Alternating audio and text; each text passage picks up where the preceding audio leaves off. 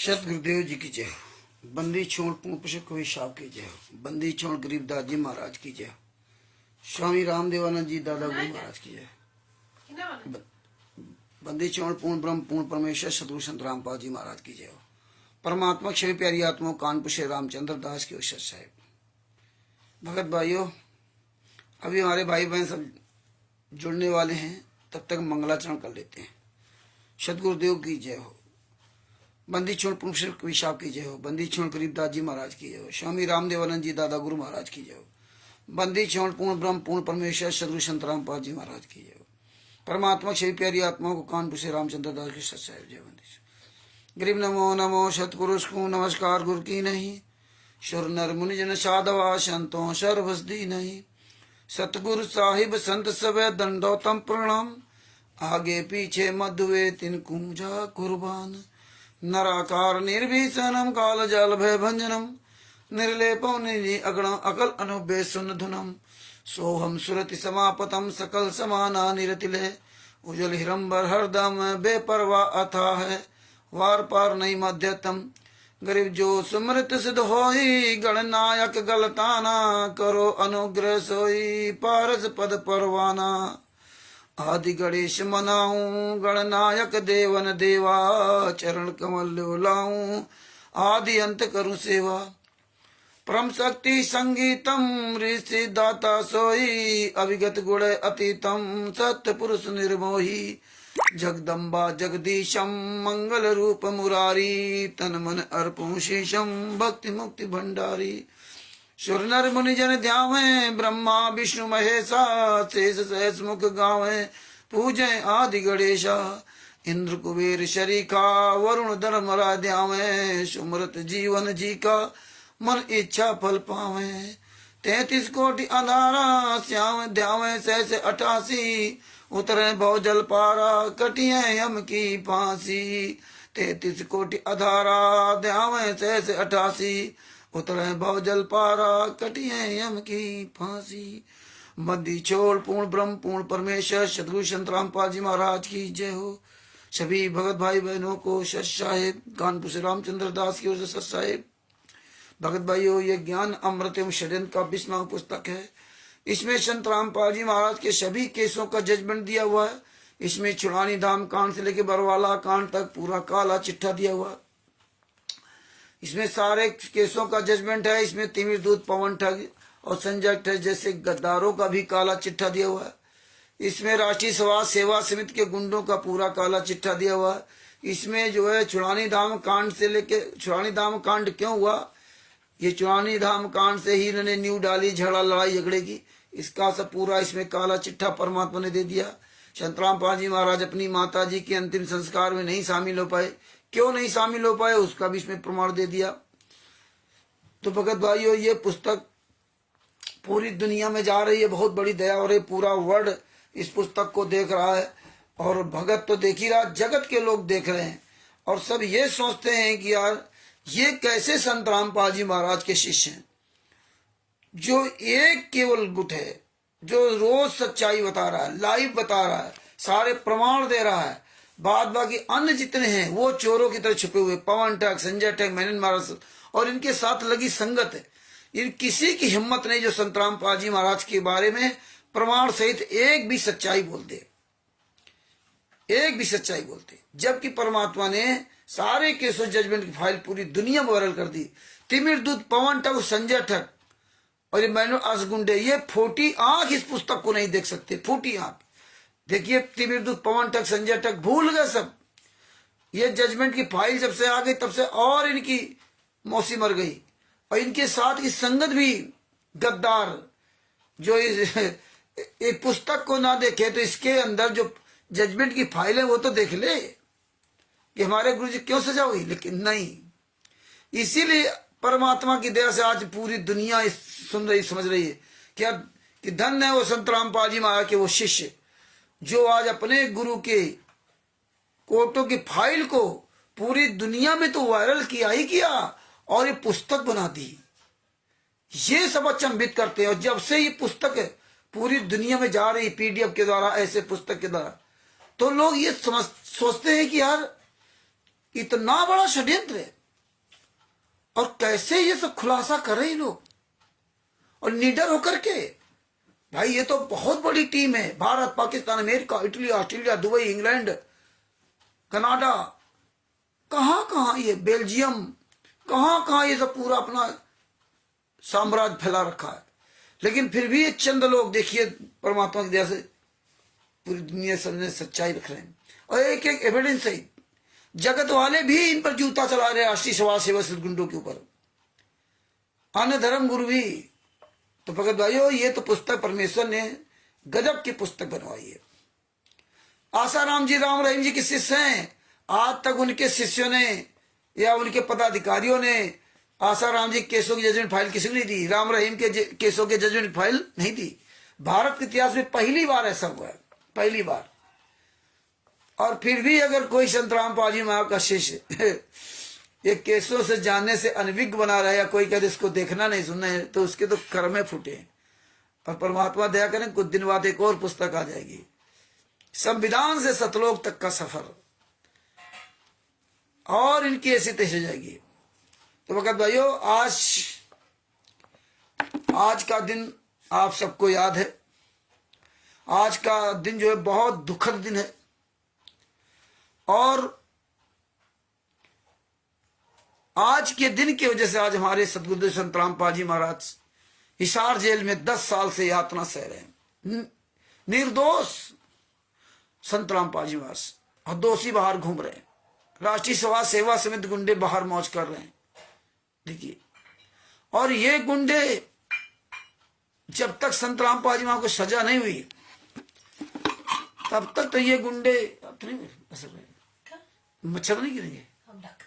हाँ, जब तक संत रामपाल जी महाराज को सजा नहीं हुई, तब तक तो ये दुनिया कुकर्म करते रहे, और संगत कुकर्मों का भरपूर सहयोग करती रही। और 2018 में सजा हुई, 18 नवंबर का काला दिवस एक आध बार इन्होंने मनाया, और सजा होने के बाद बंद कर दिया काला दिवस, भूल गए। क्योंकि इन्होंने का तो अपना उल्लू सीधा कर लिया। जो मेन काम था संत रामपाल जी महाराज को सजा करवाना, वो करवा दिया। अब देखो 14, 15, 16 दिव्य धर्म यज्ञ, देखिए पहले तो परमात्मा की बड़ी दया कि आज हम सबको परमात्मा ने याद दिला दिया कि बेटा 18 नवंबर 2014 जो का दिन था, 2024 है, उसको याद कर लो क्या हुआ था। भगत भाइयों, 18 नवंबर 2014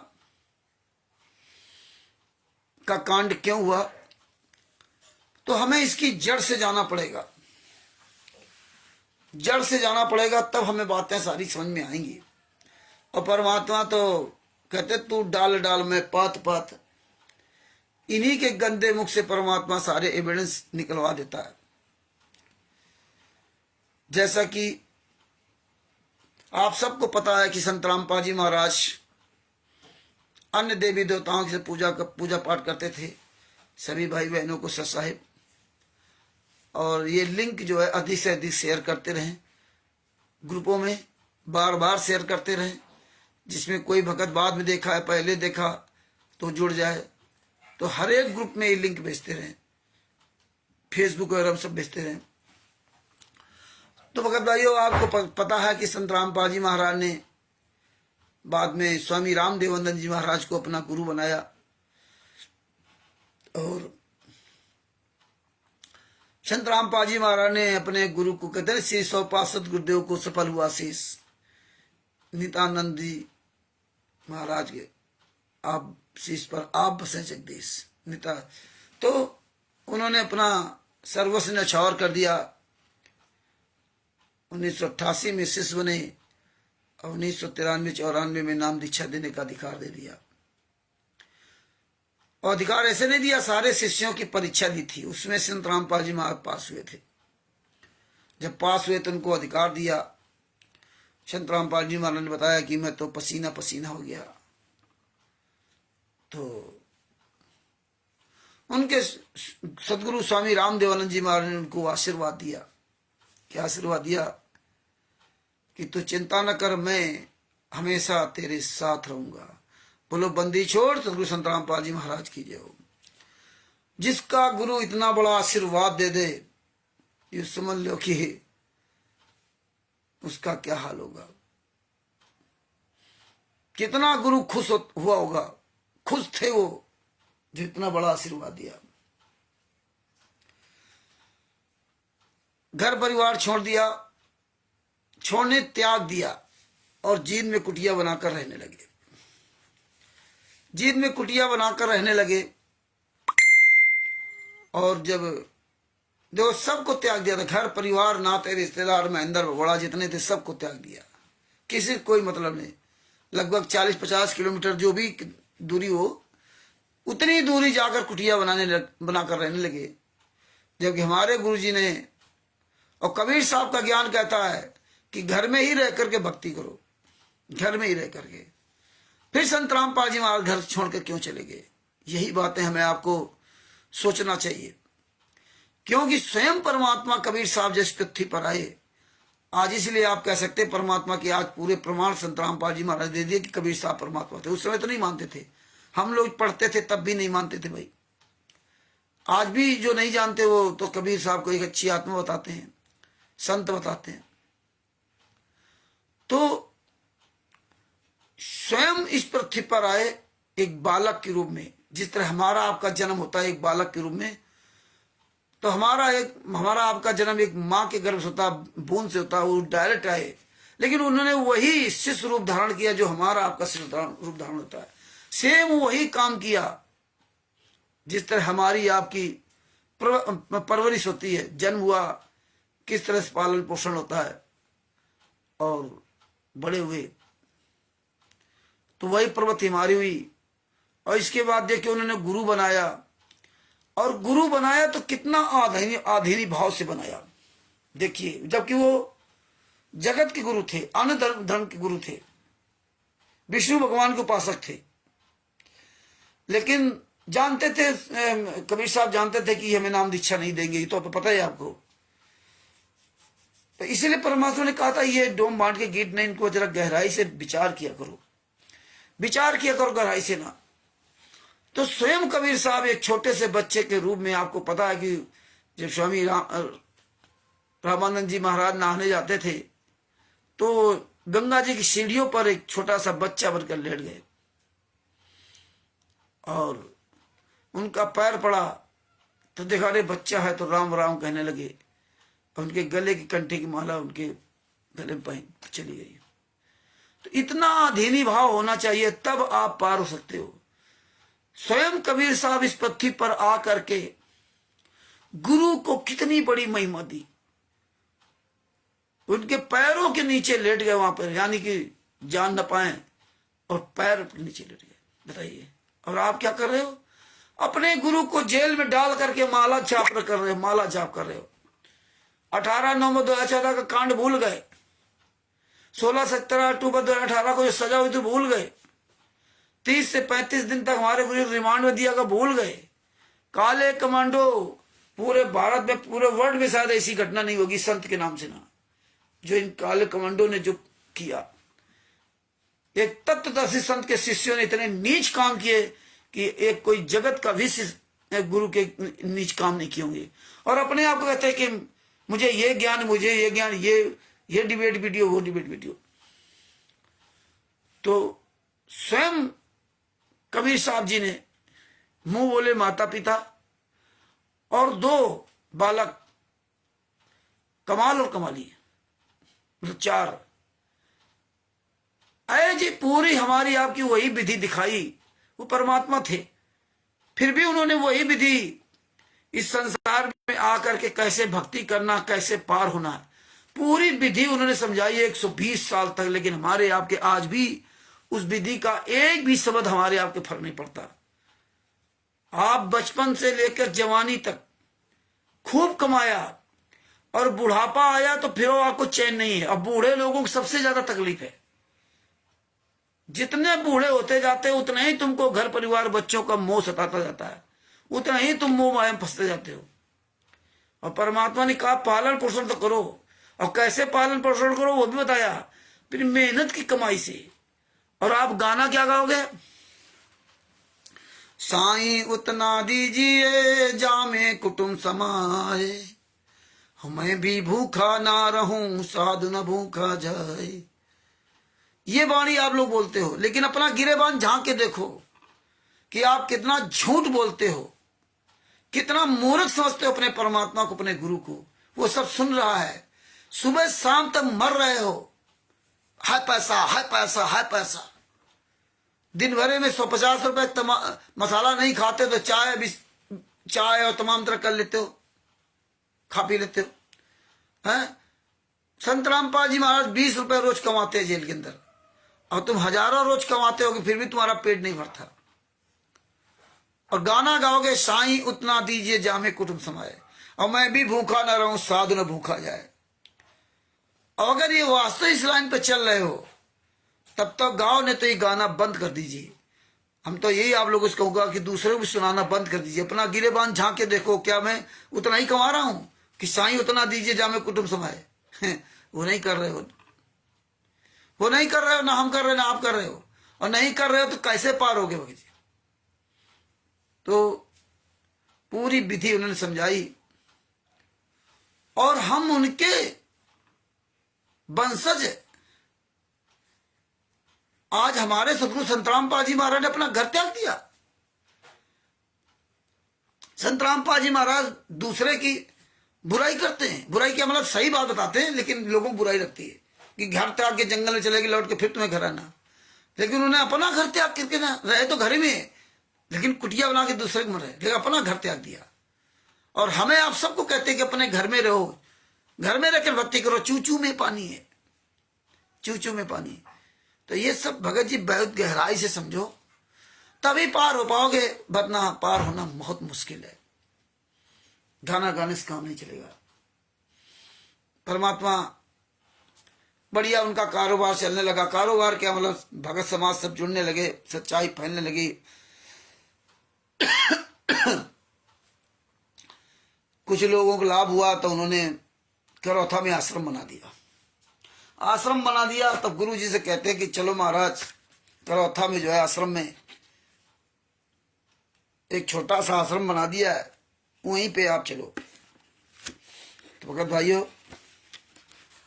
परमात्मा दिया, इसमें तो षष्ठी मतलब सब परमात्मा ने लिखवाई दिया है, सदभूषण जी ने। लेकिन करौथा कांड के बाद ये पुस्तक ने निकाली थी, करौथा कांड का रहस्य। ये आप पुस्तक गूगल से डाउनलोड कर सकते हो अगर आपके पास ना हो। मुझे तो परमात्मा ने किसी भगत के द्वारा दिलवाई थी, ये 2006 पुस्तक। हम तो उसमें नाम दीक्षा कहाँ लिए थे। तो इसमें देखिए, करौथा कांड का रहस्य नाम पुस्तक जो है, इसमें देखो बंदी छोड़ भक्ति मुक्ति ट्रस्ट लिखा हुआ है। जितनी पहले पुस्तकें सब में बंदी छोड़ भक्ति मुक्ति ट्रस्ट।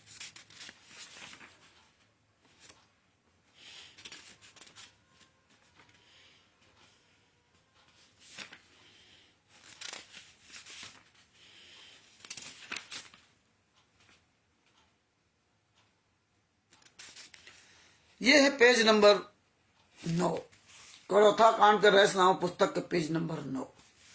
पेज नंबर 9 में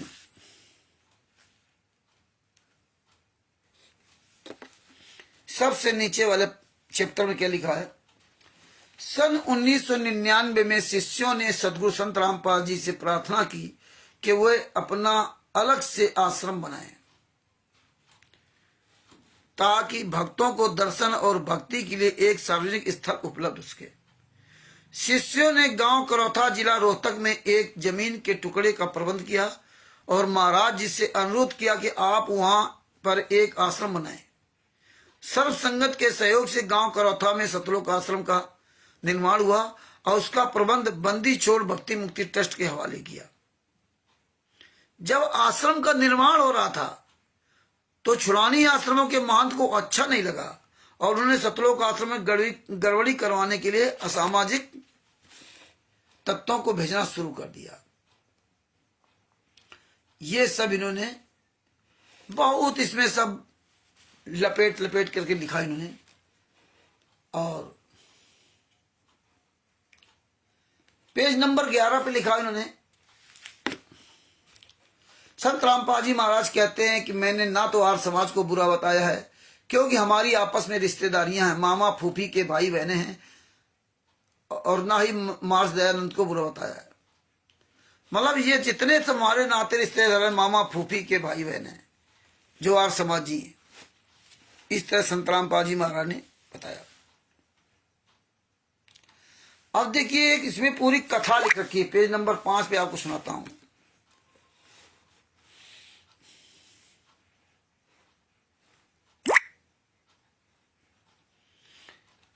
इसमें लिखा है कि एक व्यक्ति बोला कि गलती तो आश्रम वालों की है, कि यह थी गलती तो आश्रम वालों की यह थी कि उन्होंने छुड़ानी वाले बाबा के आश्रम वालों के साथ मारपीट की थी।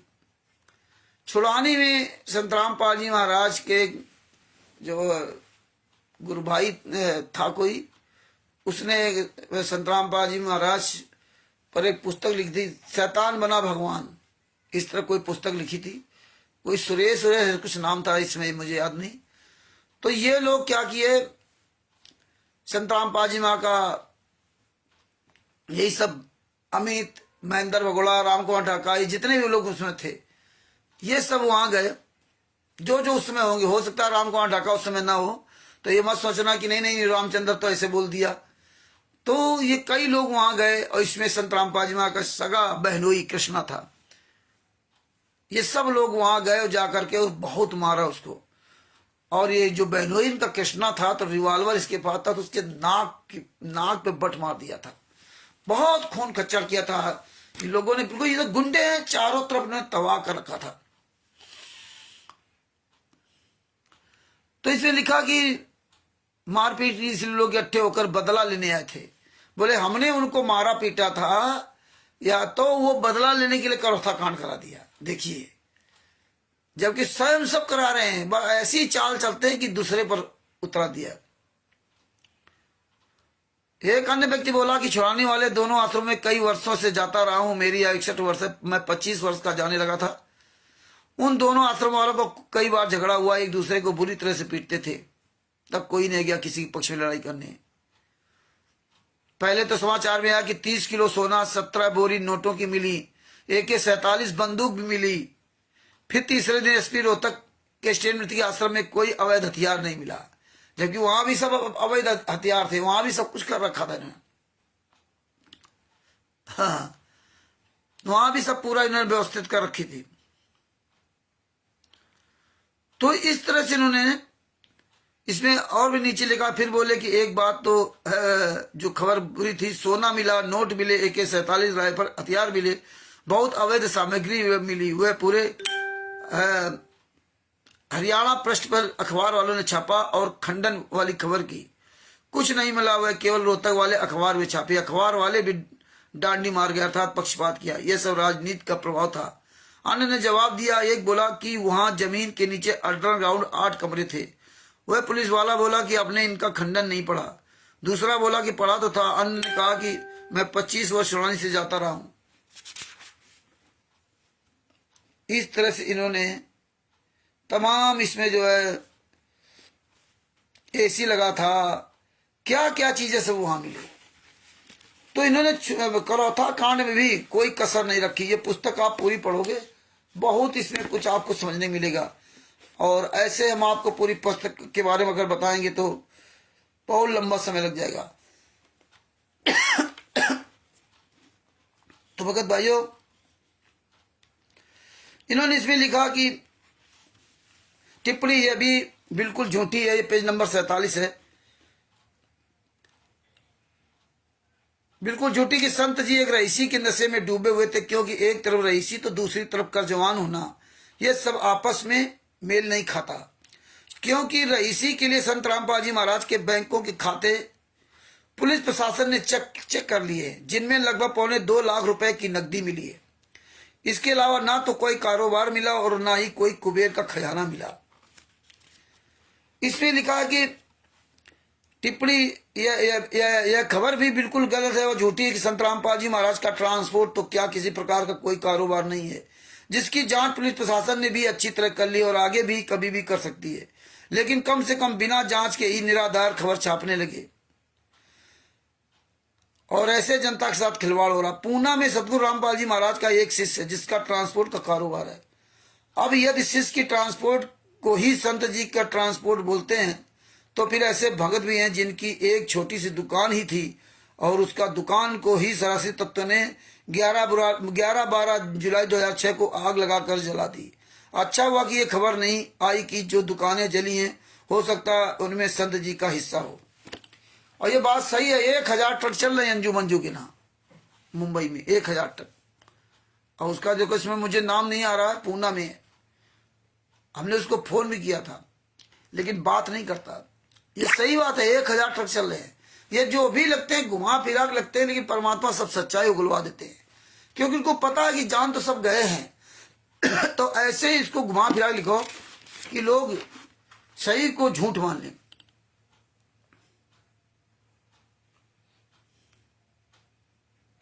और कहा कि हाँ ये बात सही है कि बंदी छोड़ भक्ति मुक्ति ट्रस्ट का था पर लगभग 30 लाख रुपए कर्ज है। ओफो, यदि इसकी सूची चाहिए तो ट्रस्ट के पास आकर ले सकते हैं और लेनदारों से मिलवा सकते हैं।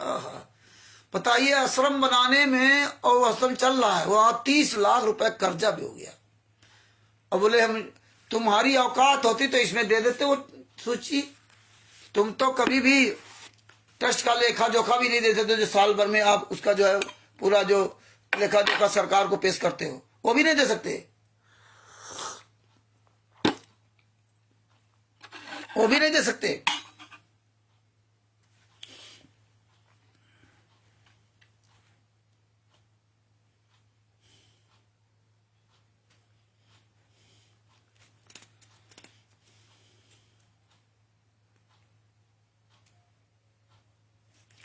इस तरह से इन्होंने इसमें भी लिखा, बाप रे बाप ऐसा बाप। यही कहते रस्सी को सांप बना दिया। वही खबर जो आप लोगों के पास भेजा था, ये सब इसमें पूरा प्रमाण इसमें दिया हुआ है। और अयासी का आरोप भी उसमें भी लगा था। उस समय भी जो यहाँ था वही बरवाला, जो बरवाला में था वही वहां का था।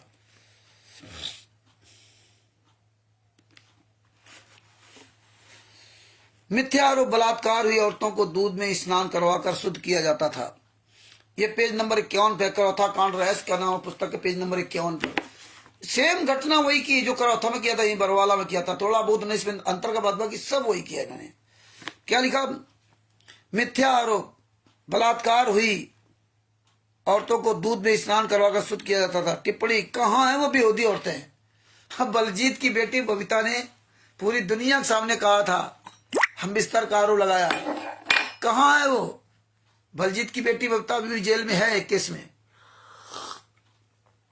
बाद बाकी सभी केस में जमानत हो गई। और इसी बलजीत की बेटी बबीता और बलजीत की पत्नी ने, यानी कि बबीता की मां ने जेलर दैया पर झूठा केस लगाया था। वो तो परमात्मा की दया थी कि वो उस दिन छुट्टी पर था 3 दिन के लिए, सारे सबूत मिल गए, नहीं तो फंस जाता। तो ये देखिए कैसे 18 नवंबर 2014 का कितना भयंकर अंजाम दिया। और इसमें लिखा कि अब ये लिख रहे कहाँ विरोधी औरतें हैं, एक को तो लाओ सामने, एक को तो सामने लाओ। ये सही बात है, सामने नहीं आ रहे हैं इसीलिए तुम फमक रहे हो। 18 नवंबर 2014 के बरवाला कांड में भी जिन महिलाओं को नग्न करके कमरे में बंद किया था, वो कहाँ महिलाएं चली गईं। जिन महिलाओं को और बूढ़े बुजुर्गों को गेट के बाहर ढाल बना करके बैठा रखा था, वो महिलाएं कहाँ चली गईं, कहाँ चली गई महिलाएं। जो बरवाला आश्रम के अंदर लोग थे, जब इन्होंने अफवाह उड़ाई थी संत रामपाल जी महाराज ने छली छोड़ दिया, तो भगत कहाँ चले गए, वो क्यों नहीं आवाज उठा रहे। तुम्हारा मुंह बंद होना, तुम्हारी बुजदली के वजह से आज ये घटना दोबारा फिर दोहराई 18/2014 का। इसीलिए आज भी देख लीजिए, लाखों संगत गूंगी बहरी अंधी बन के जा रही, वही लोग सबसे बड़े दोषी 18 नवंबर 2014 के पहले वाले। और ये तो 2006 वाले जो कांड देखे थे, ये सब कहां मर गए, ये क्यों नहीं पब्लिक को बताते हैं। लेकिन यही लोग सबसे ज्यादा वहां जा करके पैसा दे करके। अरे झूठे आरोप लगाए थे, परंतु सांच को आंच नहीं होती। यदि सोने पर कीचड़ डाल दिया जाए तो उसकी कीमत नहीं घटती। संत रामपाल जी महाराज निर्दोष हैं तथा सतलोक आश्रम में जाने वाले श्रद्धालु आज भी अडिग है और रहेंगे। बताइए भगत भाइयों, ये सब है कि आप सब लोगों को ये सब सोचना चाहिए। इन सभी पहलुओं पर नजर डालते हुए ये पेज नंबर है 55, नजर डालते हुए देखा जाए तो यह प्रतीत होता है कि ये एक धार्मिक रजिस्टर्ड संस्था बंदी छोड़ भक्ति मुक्ति ट्रस्ट रजिस्ट्रेशन नंबर 3955 की वह संत रामपाल जी महाराज की ख्याति को धूमिल करने के कुटित प्रयास के तहत एक बहुत बड़ा षड्यंत्र रचा गया।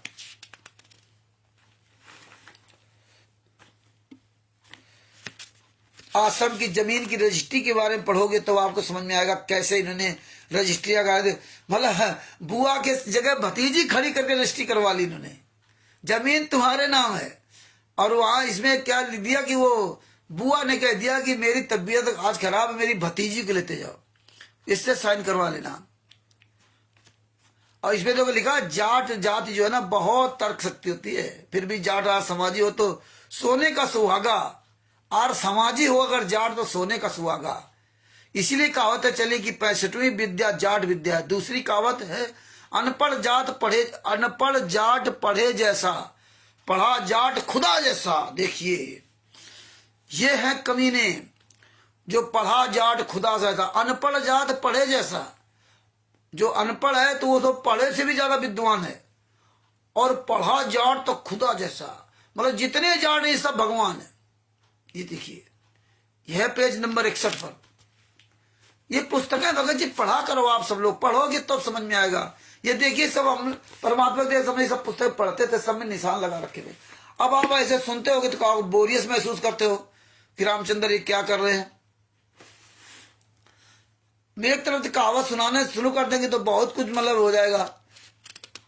तो इसीलिए मेन बातों पर आपको मतलब इसमें जो है वो कराना चाहता हूं, जो मेन चीजें हैं उन पे आपको फोकस कराना चाहता हूं, जिससे आप कम से कम उनको ढंग से समझ सको। और ये देखो, पढ़ो, भाई पुस्तक निकाल लो, पढ़ोगे भैया तो सब चीजें समझ में आएंगी, और नहीं पढ़ोगे तो देखो ये सब जाट खुदा जैसे हो गए, वहां पे सब भगवान बन गए। संत रामपाल जी महाराज तो भगवान नहीं बन पाए, लेकिन ये भगवान बन गए। अगर भगवान मानते होते तो आज ये इस तरह से नीच काम नहीं करते। तो भगत भाइयों, इस तरह इसमें बहुत बातें हैं। इसमें एक प्रकरण आपको सुनाता हूं।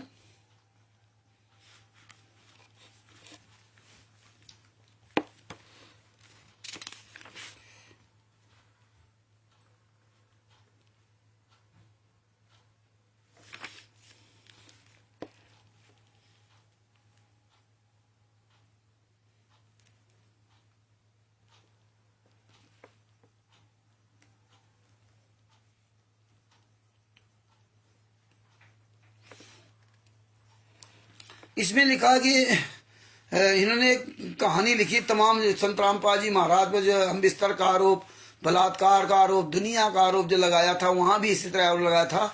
इस तरह बड़ी लंबी कहानी लिखी, लेकिन मेन शॉर्टकट पे आता हूँ। इसमें लिखा है कि इन 3 अनुयायियों में से एक तो नाबालिग था। संत रामपाल जी की भक्ति के विषय में पुलिस अधीक्षक व उपायुक्त जज्जर को भी मिले, लेकिन उन्होंने भी कोई कार्रवाई नहीं की। उस बहन का पति बहुत शराब पीता था, फौज से सेवानिवृत्त था, पेंशन की शराब पी जाता था। इस तरह इन्होंने पूरी कहानी लिखते हुए लिखा कि उसके पश्चात बहन सरोज का अटूट विश्वास परमात्मा में हो गया। अधिक से अधिक समय सत्संग सुनने में लगाने लगी। उस गुरुद्रोही जैसे दुर्बुद्धि व्यक्तियों ने तो बहन मीराबाई जैसे भक्तमती को भी नहीं छोड़ा था। यदि सीता जी पत्नी श्री रामचंद्र भगवान वर्तमान में किसी आश्रम में अपने दुख के समय को व्यतीत करती, तो उस बागी जैसे वह आर्य समाजी कहलाने वाले तथा वर्तमान के मीडिया वाले तो उस माता व ऋषि वाल्मीकि जी पर भी कीचड़ उछालने में कोई कसर नहीं समझी छोड़ते हैं। त्रेता युग में गर्भवती सीता जी और ये दुनिया कहानी लिखते लिखते उन्होंने क्या कहा कि उन्होंने माता सीता पर कोई लांछन नहीं लगाया था।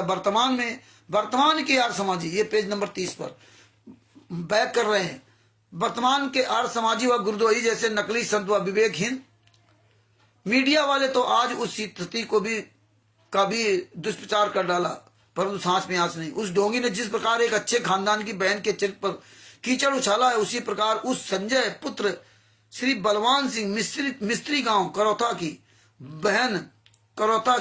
बड़ी बहन आयु 26 वर्ष व माता भी उस कमरे में अन्न की तरह अपने गुरुदेव के दर्शन व चरण स्पर्श करती थी, क्योंकि उस समय केवल एक ही कमरा जो 12 बाई 18 वर्ग फुट का था तथा एक रसोई तथा स्नान घर बना था जिसमें संत रामपाल जी महाराज विश्राम करते थे।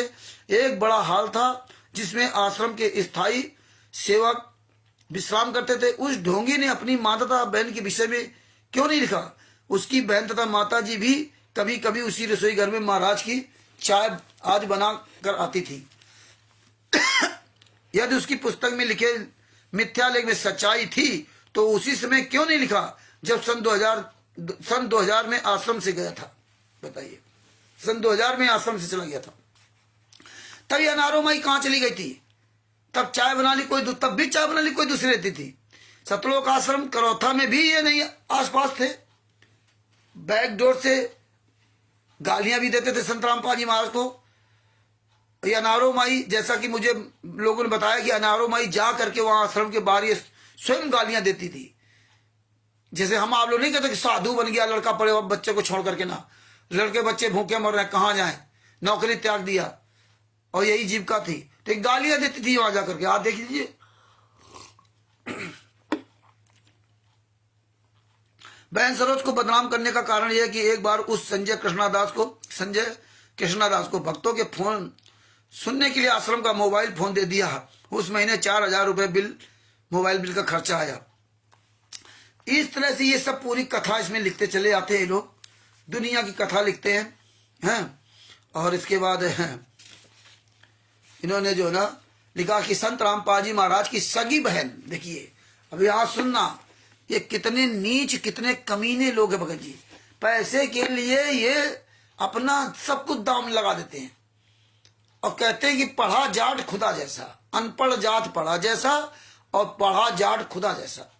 यही देखो पंजाब में सुभाष चंद्र ने अपनी पत्नी और बेटी का आरोप लगा दिया कपड़े फाड़ने का, जबकि हम कभी गए नहीं थे। तो इनकी फितरत में शामिल है, पैसा चाहिए। अब देखो यहां पर लिख रहे हैं संत रामपाल जी महाराज की बहन के बारे में। संत रामपाल जी महाराज की सगी बहन जो सर भाई बहनों में छोटी है, वह भी सत्संग में साथ जाती थी। उस समय संत रामपाल जी महाराज के पास एक ही जीप थी जो संगत ने सेवा के लिए दे रखी थी। दोनों भाई बहन तथा अन्य सेवक जीप में यात्रा करते थे। दुर्बुद्धि प्राणी जो उसमें संजय जैसे कृष्णदास जैसे थे, हाँ ये संजय था वही जिसको मारा था, पर कहते थे कि देखो ये संत कैसा जो जवान लड़की को साथ रखता है।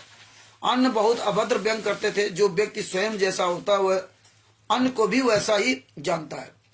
अब ये बहन पता नहीं रहती थी कि नहीं रहती थी, आज उसी बहन ने तो सजा करवा दी। राजबाला बहन ने संत रामपाल जी महाराज, वही कृष्णा है, राजबाला ने संत रामपाल जी महाराज के खिलाफ बयान दिया। अब देखो कितने सच्चे अच्छे होंगे लोग। जो व्यक्ति स्वयं जाता है जैसा होता है वैसा उसको नजर आता है। एक चोर किसी नेक पुरुष के घर रात्रि को रुका। ये दुनिया कहानी लिखते हैं फिर रात्रि बिताने बहाने, क्योंकि उस दो चोर ने। अब हम ये कहानी क्या बताएं, अब हम मेन संत रामपाल जी महाराज के बारे में बताता हूँ। ठीक इसी प्रकार उस संजय कृष्णदास आर्य समाजी, ये पेज नंबर 32 है, वह आर्य समाजी व मीडिया तथा मीडिया में सूचना देने वालों की स्थिति जाने, क्योंकि जो दोष संत रामपाल जी महाराज तथा आश्रम में जाने वाली सच समाज की बहन बेटियों में देखा गया, वह उन व्यक्तियों में उस चोर की तरह था। अब देखा सतलोक आश्रम बरवाला में कितना सच समाज था। आज देखो आश्रमों में यहाँ कैसा लूट खसोट गुंडाई हो रही है, लड़कियों की जिंदगी बर्बाद की जा रही है रबैडी के नाम पर, लड़के लड़के दोनों की। कितना बुरा हाल है सतलोक आश्रम बरवाला के अंदर, कितना बुरा हाल है। संत रामपाल जी महाराज ने खुद कहा कि आश्रम में गलत काम हुए, मैंने नहीं किए, समित वालों ने किए, गलत काम होते थे। तो ये सब जो ना इन्होंने सब पूरा इसमें मिलाया, दुनिया कहानी लिखी कि नोटों की बोरियां बरामद हुई, नोटों की भरी मिली, AK-47 गन इत्यादि मिली, 30 किलो सोना, फिर स्वयं लिखा कि आश्रम में कोई अवैध वस्तु नहीं मिली ना नोट ना कुछ। तो इस तरह से इन्होंने पूरा इसमें जो है ना खिचड़ी मिला रखी। सतलोक आश्रम बनने के पश्चात सतलोक आश्रम करौता में संत रामपाल जी महाराज की सगी बहन साध्वी बनकर रहती थी। संत जी के माता पिता भी आश्रम में भक्ति उद्देश्य से स्थायी रह रहे थे, लेकिन पत्नी का कहीं नाम नहीं है कि संत रामपाल जी महाराज की पत्नी अनारो माई भी साध्वी बन के आश्रम में रह रही थी। संत रामपाल जी महाराज की बेटी भी आश्रम में साध्वी बन के रह रही थी। ये मंजू, अंजू, अनारो माई, संत रामपाल जी महाराज दोनों बेटे भी साधवा बन के रहते। तो साध्वी साधवा। संत रामपाल जी महाराज का भाई महेंद्र भगोड़ा भी साध्वी बन के रहता था। बहन का नाम दिया, भाई आई सब मर गए थे। आज देखिए कितने बड़े सब भगत बने घूम रहे हैं। देख लीजिए अनारो माई को, बढ़िया बढ़िया कपड़े पहन करके, बढ़िया कैसे फोटो की आरती उतारी, फोटो डाल, कहीं 4 रोटी बना दिया उसकी वीडियो। ये देखिए किस तरह नाटक चल रहा है। ये कहाँ चली गई थी? ये साध्वी की जरूरतें नहीं थी? सेवा तो इनको करनी चाहिए ना। कहीं भी इनका नाम नहीं आता है। ये कभी भी वहां आश्रम में थे, ये तो मौज करते थे अपने घर में।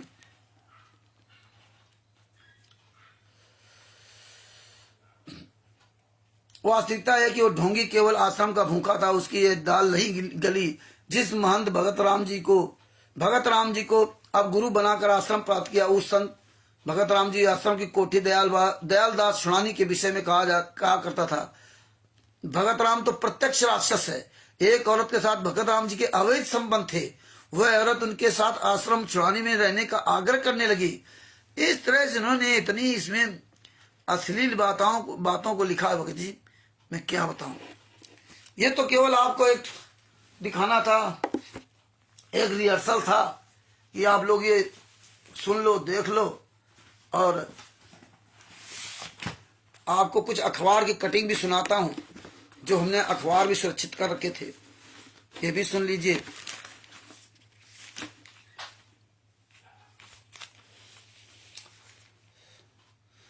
बेटे सहित 13 अन्य को भी कोर्ट ने सुनाई आजीवन कारावास की सजा। हिसार बरवाला के सतलोक आश्रम में साल 2014 में हुई यूपी के ललितपुर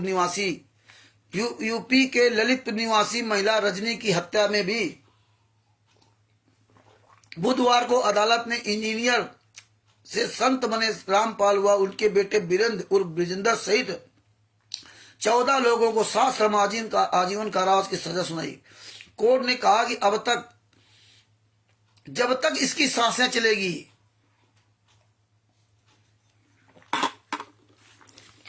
ये सब अखबार हम रख रखे, इसमें लिखा जब तक इनकी सांसें चलेगी। याद रख लीजिए अब लोग, हाँ ये याद रख लीजिए, ये खुशियां मत बनाइए।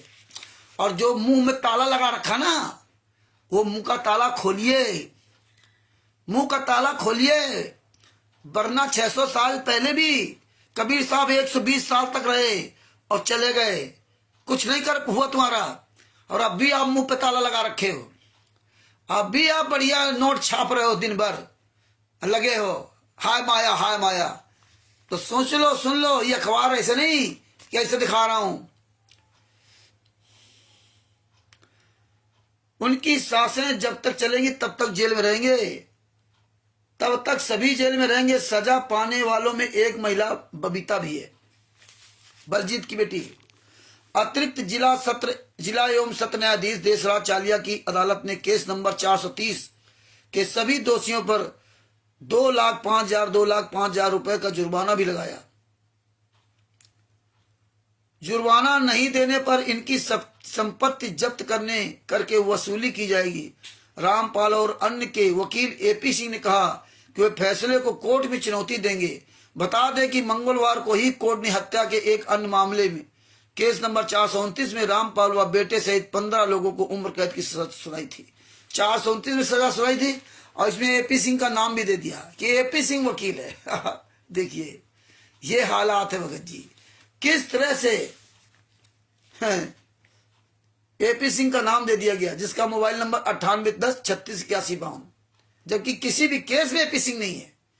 6 लोगों को दोनों केसों में सजा, रामपाल और उसके बेटे सहित 6 लोगों को हत्या के दोनों केसों में एक समान सजा मिली है। दोनों सजाएं एक साथ चलेंगी, लेकिन जुर्माना अलग अलग देना होगा। जिसे मानवता की चिंता नहीं, उस पर दया कैसे। जज ने कहा कि जिसे मानवता की चिंता नहीं है, उस पर दया कैसे।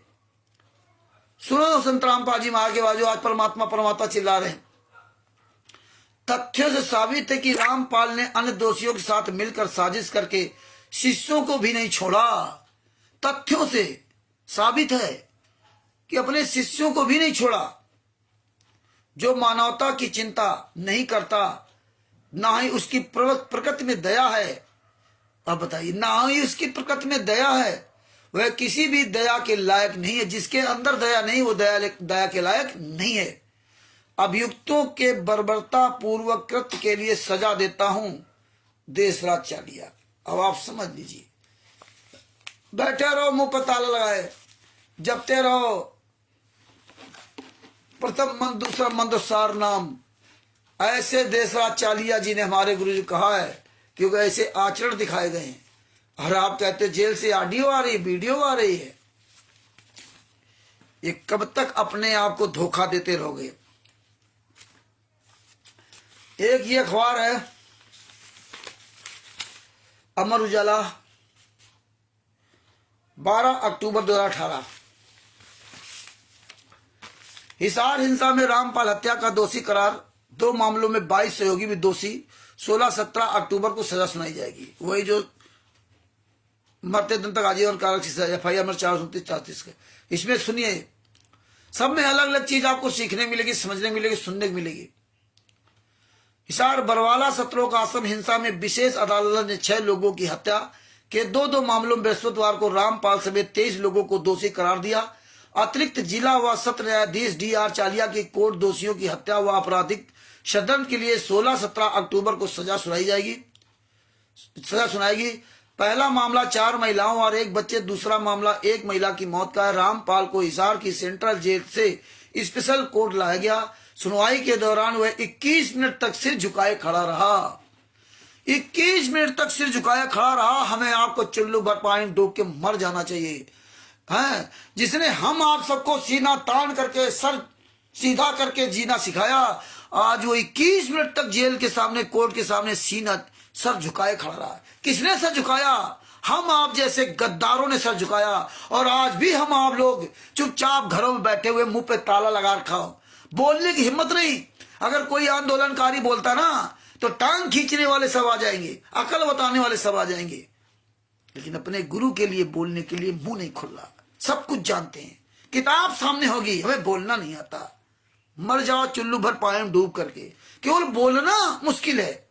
अरे तुम्हें हथियार को थोड़ी चलाना, तुम मुंह से बोल नहीं सकते। 24 घंटे में 5 मिनट नहीं अपने गुरु के लिए बोल सकते। भक्ति क्या करोगे? खाक है। मतलब हम कई लोगों को सुना कि अब नित्यनेम करना, भगत जी नित्यनेम कर रहे थे, शाम को रामायणी संध्या आरती कर रहे थे, दोपहर में रामायणी कर रहे थे, संध्या आरती कर रहे थे भगत जी, इसलिए फोन नहीं उठाया। बड़ा दुख होता है। बारे संध्या आरती करने वाले हैं, गुरु के लिए संध्या आरती कर रहे हो। संध्या आरती में लिखा क्या है? वो नहीं, गुरु के लिए 10 मिनट बोल नहीं सकते। ऐसी संध्या आरती करने से क्या फायदा? ऐसी रामायणी करने से क्या फायदा? परमात्मा ने कहा था ये तो मतलब काम करते करते सब कर लो। ये सुनने से नहीं होगा, इसमें जो बोला है उस पर चलो। गुरु के लिए 5 मिनट बोलने के लिए नहीं है। हम वही काम करते जिसमें मुझे लाभ दिखाई दे। गुरु के लिए 5 मिनट बोलने से हमें क्या लाभ है? नहीं लाभ होगा ना। आगे क्या कहा? 21 मिनट तक सर झुकाए खड़ा रहा। 2-3 बार उसने कहा कि मैं निर्दोष हूं। सुनवाई से पहले पुलिस और अर्धसैनिक बलों ने बुधवार शाम को शहर में फ्लैग मार्च किया। 17 अक्टूबर तक शहर में धारा 144 तथा निषेधाज्ञा लागू कर दी गई। रैपिड एक्शन फोर्स और अर्धसैनिक बलों के अलावा 4000 से अधिक पुलिसकर्मी तैनात किए गए। अब नहीं गए ये तारीख पर लोग। हाँ, तारीख पर नहीं गए उस दिन सब साफ रहा। यह है दोगलागिरी, ये संत रामपाल जी महाराज के शिष्यों की। उस दिन नहीं गए कि आज तो अब सजा हो ही गई, अब क्या करना जाके। अब तो अच्छी तरह से इनको बदनाम कर ही दिया। जज ने यही कहा है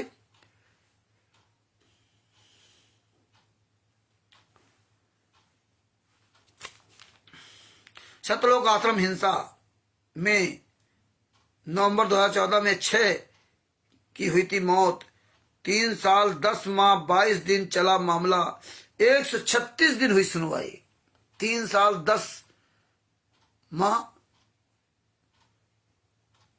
22 दिन तक इस मामला चला, 136 दिन सुनवाई हुई। मतलब 30 जोड़ लो, 3 3 3 चौक 12, 3 18 है, 53 15, मतलब मात्र लगभग 136 दिन, 3 साल में 136 दिन। तो इसमें लिखा देशद्रोह मामले में सुनवाई 19 को। रामपाल व अन्य आरोपियों पर देशद्रोह, सरकारी काम में बाधा पहुंचाने, हत्या के 2 मामले समेत 6 केस दर्ज है। सरकारी काम में बाधा पहुंचाने के आरोप में रामपाल बरी हो चुका है। देशद्रोह के मामले में 937 आरोपी हैं, जिस पर सीजीएम कोर्ट में सुनवाई चल रही है। अगली सुनवाई 19 अक्टूबर को होगी। आर्य समाज पर टिप्पणी के कारण हुआ था विवाद। रोहतक के पास करौता आश्रम में रामपाल की आर्य समाज पर टिप्पणी के कारण 12 जुलाई 2014 को विवाद हो गया था। 12 जुलाई 2014 को, ध्यान रखिए, इसमें 3 की मौत हो गई थी। केस की सुनवाई के दौरान 14 जुलाई 2014 को रामपाल को हिसार कोर्ट लाया गया। समर्थकों ने कोर्ट को घेर लिया, वकीलों को अंदर नहीं जाने दिया। वकील कोर्ट चले गए। 2 बार समन पर भी रामपाल पेश नहीं हुआ। 5 नवंबर 2014 को वारंट जारी हुआ। 14 नवंबर 2014 को बरवाला आश्रम में हजारों समर्थकों ने पुलिस पर पेट्रोल बम व पत्थर फेंके। 19 नवंबर को रामपाल और उसके सहयोगियों को गिरफ्तार किया गया। इसमें 5 महिला और 1 मासूम बच्चे की हत्या हो गई। 12 जुलाई 2014 का इन गुंडों ने विवाद किया। कहां पर? अब आप सोचिए, ये दोबारा ये कांड क्यों हुआ? 12 जुलाई 2014 को उन्होंने रोहतक में वहां कांड किया, और जब कांड किया तब संत रामपाल जी महाराज की जो ना हाजिरी माफी कैंसिल की कि अब आप जो ना हिसार कोर्ट में आएंगे। तो 14 जुलाई 2014 को इन्होंने पूरा हिसार कोर्ट को हाईजेक कर लिया। अंदर कोर्ट में वकीलों को नहीं जाने दिया, उनके कार्ड छीन लिए। बहुत नीच काम किया। मतलब अच्छी तरह संत रामपाल जी महाराज को इन्होंने पूरी तरह से बदनाम कर दिया, और संत रामपाल जी महाराज को इन्होंने कहीं का नहीं छोड़ा। और हम आप लोग जो है ना आज भी उस बात पर ध्यान नहीं देते हैं। तो भगत भाइयों, आगे देखो, इसमें लिखा है संत रामपाल जी महाराज पेज नंबर 9 पर, उसी का थोड़ा बचा हुआ।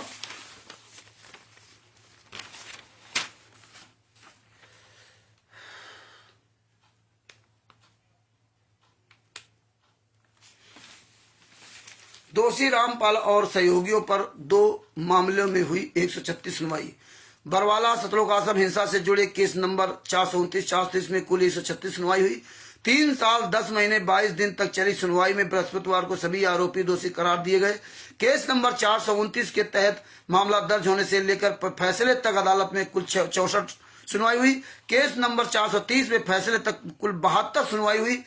430 में केस में सरकार की ओर से 4 वकील, जबकि रामपाल की ओर से 11 वकीलों ने पैरवी की। 11 वकीलों ने पैरवी की। सतलोक आश्रम हिंसा में 16 नवंबर को 5 महिलाओं और 1.5 साल के बच्चे की मौत हो गई थी। 16 नवंबर को मौत हुई थी, 16 नवंबर 2014 को। और उस दिन पुलिस तो अंदर गई नहीं थी। 17, 18 की रात में संत रामपाल जी महाराज को अरेस्ट किया गया है। 19 तारीख को पुलिस वहां अंदर गई है, और ये 16 नवंबर को 5 महिला के बच्चे की इन गुंडों ने हत्या कर दी थी। मृतकों में रोहतक के भगवतीपुर की संतोष 45 वर्ष, दिल्ली की कविता 31 वर्ष, यूपी के बिजनौर की राजबाला 70 वर्ष, पंजाब के संगरूर की मलकीत कौर 50 वर्ष और 1.5 साल के बच्चे अर्थात आदर्श की मौत हो गई थी। हत्या के मामले में पुलिस ने केस नंबर 429 दर्ज किया था। इस केस में कुल 15 आरोपी बनाए थे। यूपी के बिजनौर की रजनी 25 की हत्या के मामले में केस नंबर 430 दर्ज किया गया, जिसमें इसमें 14 आरोपी बनाए गए थे। 6 दोषी दोनों मामले में शामिल थे। केस नंबर 429 में दोषी, केस नंबर 429 के तहत 15 आरोपियों पर आईपीसी की धारा 302, 343 और 120 बी के तहत केस दर्ज किया गया। इसमें 6 मुख्य आरोपियों आश्रम संचालक सोनीपत के धनाना का रामपाल, उसका बेटा बीरेंद्र और ब्रिजेंद्र, हिसार के उगलान का जोगेंद्र, भिवानी के इमलौटा का राज कपूर समेत सभी को दोषी करार दिया गया। केस नंबर 430 में दोषी, मुकदमा नंबर 430 में 14 आरोपियों पर आईपीसी की धारा 302, 343 और 120 बी के तहत मामला दर्ज किया गया था। इस मामले में रामपाल, बीरेंद्र, हिसार के उगलान का जोगिंदर, ये जोगिंदर भांजा है संतराम पाजी सका भांजा, भिवानी के इमलौटा का राज कपूर, सोनीपत के बड़गांव का राजन समेत सभी को दोषी करार दिया गया। ये आपके अखबार की न्यूज रही, अखबार की न्यूज। ये सब इसीलिए ये हमने सब परमात्मा के आशीर्वाद से, दया से सब सुरक्षित करके रखा हुआ है। इसके अलावा आपको दिखाता हूं रामपाल को बेटे समेत उम्र कैद। इसमें देखो संत रामपाल जी महाराज कोर्ट में, संत रामपाल जी महाराज गिड़गिड़ा रहे हैं। संत रामपाल जी महाराज कोर्ट में गिड़गिड़ा रहे जज के सामने, और हम आप यहाँ मौज कर रहे हैं, लीला कर रहे हैं, परमात्मा लीला कर रहे हैं। ये भी अखबार अमर उजाला का है। अमर उजाला 17 अक्टूबर 2018, जिस दिन सजा सुनाई गई है। सुन लो, रामपाल को बेटे समेत उम्र कैद। सतलोक आश्रम हिंसा 13 अन्य आरोपियों को भी उम्र कैद। बच्चे और 4 महिलाओं की हत्या का मामला, सजा पाने वालों में 3 महिलाएं भी हैं। हिसार बरवाला के सतलोक आश्रम में 2014 में हुई एक बच्चे और 4 महिलाओं की हत्या में आश्रम के संचालक रामपाल और उनके बेटे बीरेंद्र और विजेंद्र सहित सभी 15 दोषियों को अदालत ने उम्र कैद की सजा सुनाई। अब आप देखिए, बीरेंद्र और विजेंद्र ये सब बाहर घूम रहे हैं, संत रामपाल जी महाराज निर्दोष सजा काट रहे हैं। एक ही सजा, सेम सब कुछ है। दोषी करार दिया, सजा सुनाई। सजा पाने वालों ने 3 महिलाएं भी हैं। ये 11 अक्टूबर को दोषी करार दिया गया था। 11 अक्टूबर को 11-12 अक्टूबर को दोषी करार दिया था। अतिरिक्त सत्र न्यायाधीश देशराज चालिया की कोर्ट ने मंगलवार को दोषियों पर 3 धाराओं में 2.5 लाख रुपए का जुर्माना भी लगाया। अलग अलग धाराओं में सुनाई गई सजाएं एक साथ चलेंगी। 64 बार हुई सुनवाई।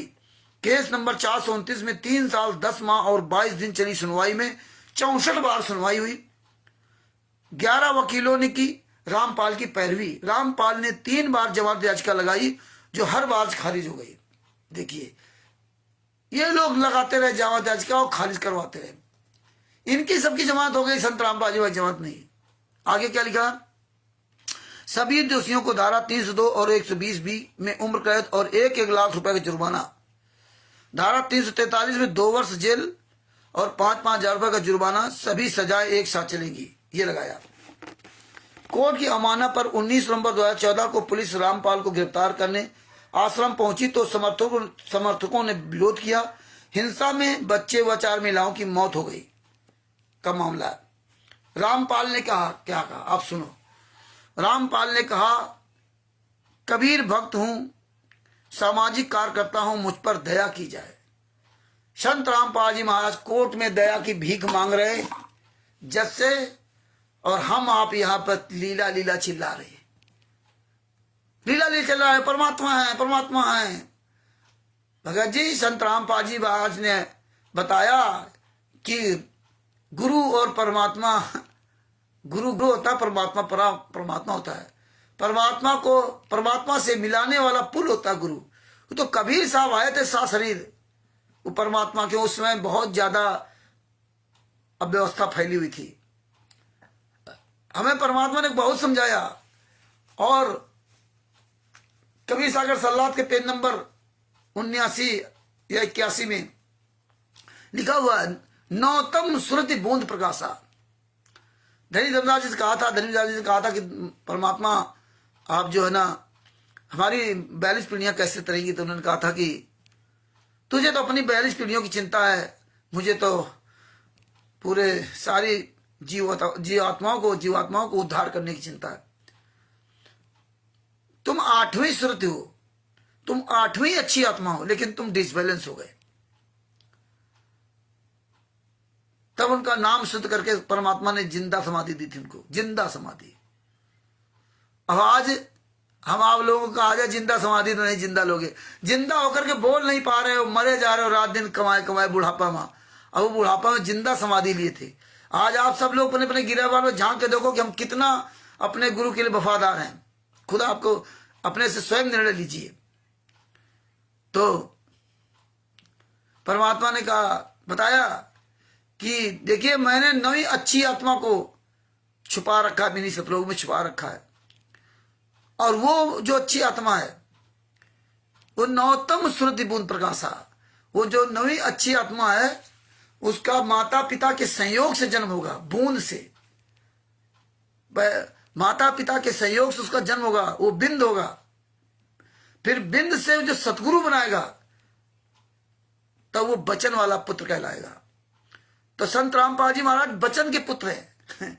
और पवन ठग जैसे लोग जीव के चटोरे स्वाद के लिए, पैसा लूटने के लिए, और जो वही भाषा पवन बोलता वही भाषा ये सब बोलने लगे।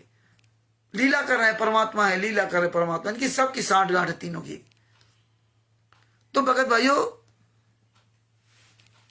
परमात्मा संत रामपाल जी महाराज कह रहे, रामपाल ने कहा, कबीर भक्त हूं, सामाजिक कार्य करता हूं, मुझ पर दया की जाए। Court room live. फैसले से पहले रामपाल ने जज देवराज चालिया के सामने गिड़गिड़ाते हुए कहा, और सबने बताया था कि जैसे फैसला सुनाया गया वैसे संत रामपाल जी महाराज सर पकड़ के जमीन में बैठ गए थे। जी अरे शास्त्रम, मरते दम तक आजीवन कारावास की सजा है, जेल के ही अंदर तुम्हें मरना पड़ेगा, और तुम यहां लीला लीला चिल्ला रहे हो। जेल के अंदर ही शरीर छोड़ना पड़ेगा। गरीबदास जी महाराज ने 2 बार शरीर छोड़ा, यहां पे 7 शरीर नहीं गए गरीबदास जी महाराज। गरीबदास जी महाराज कबीर साहब के अलावा कोई 7 शरीर नहीं गया। गरीबदास जी महाराज से लेकर स्वामी रामदेवानंद जी महाराज तक सब लोगों ने शरीर छोड़ा। और परमात्मा ने कहा, ना सतगुरु जननी जना, ना उसके माँ बाप, और 4 दाग में आता नहीं, ना वहां 3 होता। वो 4 दाग में नहीं आता जो सतगुरु होता है। तो अभी बताइए गरीबदास जी महाराज सतगुरु कहां हुए? कोई सतगुरु नहीं हुआ, न संत रामपाल जी महाराज हुए जो 4 दाग में आए। लेकिन ये बातें हम आपको समझते नहीं तो क्या करें? जो जीव आत्मा, जो आत्मा है, ये 4 दाग में नहीं आती। ये शरीर तो यहां रह जाएगा, लेकिन जब ये सब समझोगे तब समझ आएगा। परमात्मा ने बताया, गिड़गिड़ाते हुआ कहा कि जज साहब, मैं कबीर भक्त हूं और सामाजिक कार्य करता हूं, गरीबों की मदद करता हूं, पेड़ पौधे लगवाता हूं, भ्रूण हत्या रोकने और दहेज रहित शादियां और नशा मुक्त समाज के लिए कार्य करता हूं। घटना के समय से बीमार था, आने जाने पर डॉक्टर की ओर से मनाही थी, मैंने किसी को नहीं उकसाया। जो कार्रवाई हुई वह पुलिस की तरफ से हुई, मेरे चरित्र पर कोई दाग नहीं है, ना ही मैं आदतन अपराधी हूं, इसलिए मुझ पर दया की जाए। क्योंकि संत रामपाल जी महाराज को तो ये लोग उल्टा उल्टा सब बताते थे ना, वहां इनके वकील भरते थे उल्टा जाकर के। जैसे हमारे खिलाफ FIR लिखवा दिया मलोट में, पंजाब में, और लेटर जेल से भेजा गया, जेल से लेटर भेजा गया संत रामपाल जी के साइन कि हमारे नाम से ये लोग उगाही कर रहे थे, इनके खिलाफ कार्रवाई की जाए। और हमने किसी को भी दान पाठ पैसा लेना और सत्संग करने का अधिकार नहीं दे रखा है। और हम तो वहां कभी कहे नहीं थे, ना तो हम सत्संग करते थे ना हम पैसा लेते। सत्संग तो ये लोग करवा रहे हैं, दान पाठ का पैसा ये ले रहे हैं। और या FIR लिखवाई तो अपनी पत्नी बेटे कपड़े फाड़ने का FIR लिखवाई, ये नहीं लिखवाई कि दान पाठ दशवांश का पैसा ले रहे थे। देखिए, तो संत रामपाल जी महाराज के द्वारा जेल से लेटर में क्या लिख के आया और यहां कर क्या रहे, यही उन्होंने रुड़की में किया, यही मेरठ में हमारे साथ किया। वो तो आपको सब कुछ सुनाया, जब सब कुछ दिखाया बताया तो आपको बातें समझ में आएंगी, और ना आपको दिखाया बताया होता तो ये बातें आपकी समझ में नहीं आती। इसलिए सारी बातें ढंग से सुनोगे तब समझ में आएगा। तो आगे इन्होंने क्या कहा, हाई कोर्ट जाएंगे रामपाल के वकील का कहना है कि वह फैसले के खिलाफ हाई कोर्ट में अपील करेंगे। अब बताइए, आज तक गए वकील? कोई गया? कोई नहीं गया। क्यों जाएंगे? हत्या किसने की? अब तो सब शीशे की तरह साफ हो गए ना। ये कहानी है। तो भगत भाई आगे क्या लिखा, महिला की हत्या के मामले में सजा आज। अदालत बुधवार को केस नंबर 430 में सजा सुनाएगी। इस मामले में भी रामपाल व उसके बेटे बीरेंद्र उर्फ विजेंद्र सहित 14 लोग 11 अक्टूबर को दोषी करार दिए जा चुके हैं। इनमें एक महिला भी शामिल है। यह केस एक महिला की हत्या से जुड़ा है। आगे क्या लिखा है, जज बोले, जब संत रामपाल जी महाराज ने ये बात कही कि मैं कबीर भक्त हूं, सामाजिक कार्य करता हूं, मुझ पर दया की जाए, तो जज बोले, मैं भी कबीर भक्त हूं। जज साहब ने कहा कि मैं भी कबीर भक्त हूं, दोहे सुनता हूं, धर्म की आड़ में सजा से नहीं बच सकते। हाँ, धर्म की आड़ से सजा नहीं बच सकते। आप धर्म की आड़ लेकर के गलत काम करें, और गलत काम कर कौन रहे थे और कौन कर रहे हैं, ये आप सबके सामने है। धर्म की आड़ में काम गंदा करें ये, और लड़ा रहे गुरु शिष्य को। और शिष्य तो क्या करे बेचारा, शिष्य तो ज्ञान दे सकता है, ये मूर्ख सॉरी गुरु तो ज्ञान दे सकता है ना, गुरु क्या करे बेचारा। ये शिष्य इतने कमीने हैं कि यही शिष्य सतलोक में धोखा दिया, यही शिष्य 600 साल पहले धोखा दिया, और ये वर्तमान में धोखा दिया। गुरु क्या करे, ये सारे शिष्य मिलकर के अपने गुरु की ऐसी तैसी करा दी। हम 100 आदमी कह रहे कि आप 100 लोग बोलने वाले हो जाओ, आप 100 लोग तैयार नहीं हो पा रहे हो। कब से चिल्ला रहे हैं, आप लोगों पर टाइम ही नहीं कि सोचो यार हम कम से कम, अब हमारी जिम्मेदारी घर से खत्म हो गई, हमारे लड़के बच्चे सेटल हो गए, चलो भाई जवान लड़के काम धंधा कर रहे हैं, लेकिन तुम तो कम से कम जागो। और तो जवान है उनको भी जागना चाहिए। हैं 100 आदमी नहीं तैयार हो पा रहे, 100, और हम ये सब पूरा पता नहीं क्या क्या पथन्ना सब रखे हुए। आप सब हमसे पैसे वाले हो, आपके पास सबके पास समय है। ये देखिए फाइल है, एक फाइल नहीं है, सोच नहीं पाओगे फाइलों के ढेर, ये सब फाइलों के ढेर लगा रखे। ये क्या है, अब सोचो कैसे हम इनको पढ़ते होंगे, कैसे इनको सुरक्षित रखा। ये सब फाइलें बनाई अभी, एक फाइल नहीं है, 15-15, 20-20 फाइलें ये सब है। ये क्या है, ये सब आप लोग नहीं कर सकते क्या? आप लोग भी तो इंसान हो हमारी तरह, हम कोई सीखने को थोड़े गए। ये सब फाइल है पूरे, कैसे? लेकिन कोई मतलब नहीं, दर्द होगा तो करोगे। तो भाइयों जागो, ये सब चीजें करेक्शन करो। आगे क्या कहा, जयसराज चालिया जी ने रामपाल की दया की गुहार पर कहा, मैं खुद कबीर भक्त हूँ और दोहे सुनता हूँ। कोट आते समय रास्ते में मेरी गाड़ी में कबीर के दोहे चलते हैं। कबीर की साधना के लिए व्यक्ति विशेष की जरूरत नहीं है। धर्म की आड़ लेकर सजा से बच नहीं सकते। सजा तथ्य व नियमों के आधार पर दी जा रही है। तथ्य व नियमों के आधार पर सजा दी जा रही है। अपराधी को सजा भुगतनी होगी।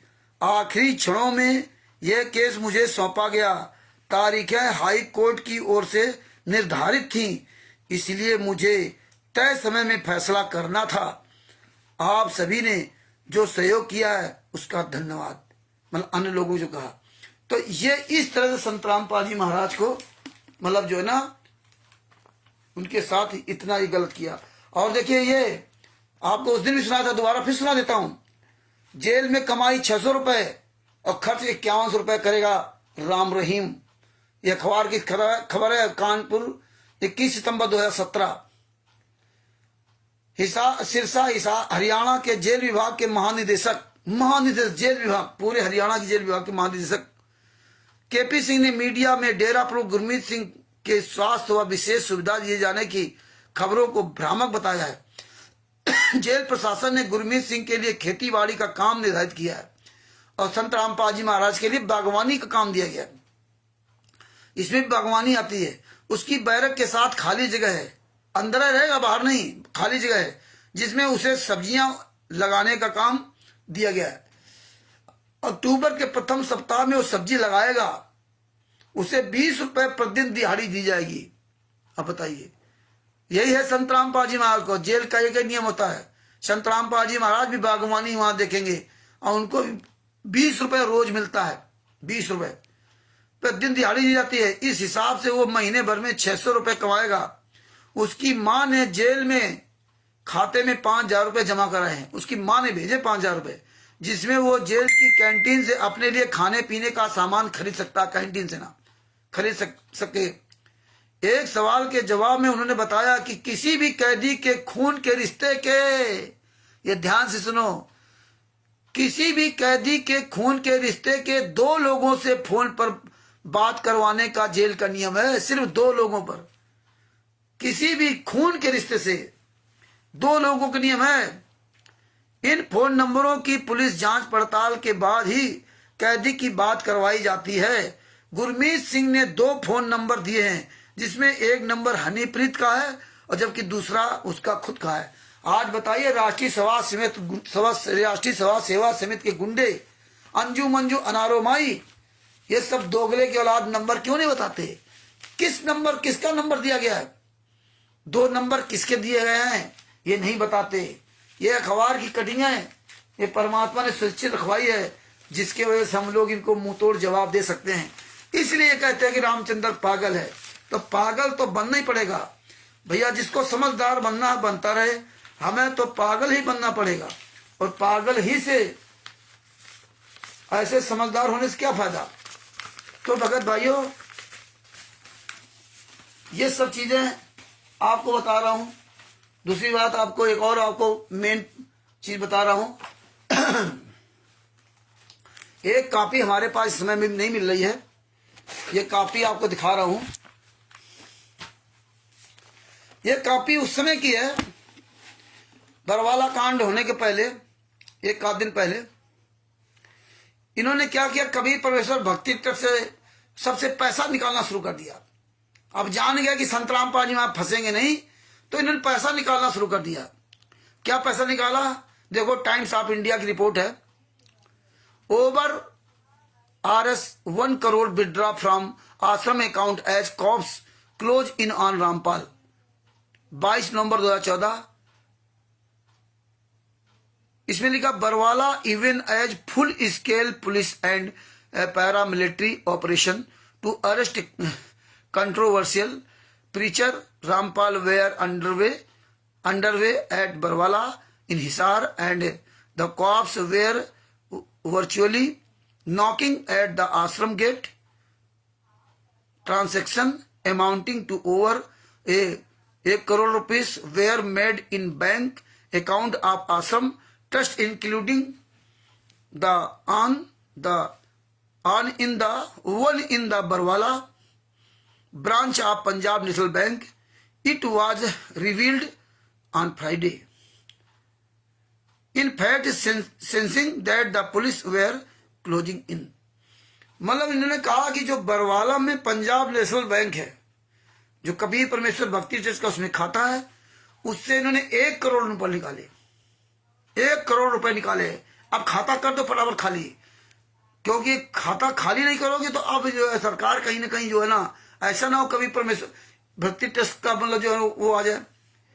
और उसी तारीख को बैतूल में, वहां भी पंजाब नेशनल बैंक है, पंजाब नेशनल बैंक में वहां भी विष्णु साहू ने वहां पे लगभग 1 करोड़ रुपए वहां निकाले, 1 करोड़ या उससे ज्यादा पैसे निकाले थे। उसकी कॉपी इस समय मेरे पास नहीं मिल पा रही है, मोबाइल में थी, अब इतने साल से पता नहीं कहां डाइवर्ट हो गई, और लेकिन वो हमारे हार्ड डिस्क में सब होगा। ये 1 करोड़ रुपए ने निकाला। ये सब देखो, ये सब है पूरा भगत जी, ये सब फोटो कापियां सब पूरी सब बना रखी है, ये कोई डोम भाट की गीत नहीं है। हाँ, यहाँ आप लोगों को सुनने में क्या तकलीफ हो रही हो कि यार इतना टाइम ले रहे हैं, लेकिन यहाँ किस तरह परमात्मा ने सब याद कराया है। जानना अलग बात है, और वो बातों को सही ढंग से पेश करना सबसे बड़ी बात है। ये संत रामपाल जी महाराज दया है, तो इसलिए हम आप तक ये मतलब इस टूटी फूटी भाषा में आप तक ये सच्चाई पहुंचा रहा हूं। लिखा, but from November 2014 when preacher for Baba arrest peaked, money was withdrawn in quick succession over 2 days, and 55 lakh was withdrawn from the account of ashram Kabir परमेश्वर भक्ति ट्रस्ट। 1 करोड़ निकाला 2 दिन के अंदर, उन्होंने 1 करोड़ 55 लाख रुपए कबीर परमेश्वर भक्ति ट्रस्ट निकाल लिया।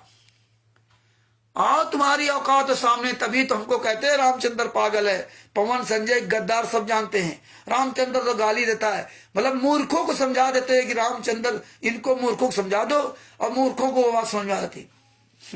ये नहीं समझा कि सामना क्यों नहीं करते यार, वो रामचंद्र गलत या सही है, सामने तो आओ ना, तुम चोर की तरह छुप क्यों रहे, ये बात नहीं करते। जिस दिन ये सवाल उठाने लगे उस दिन सब बातें समझ में आएंगी।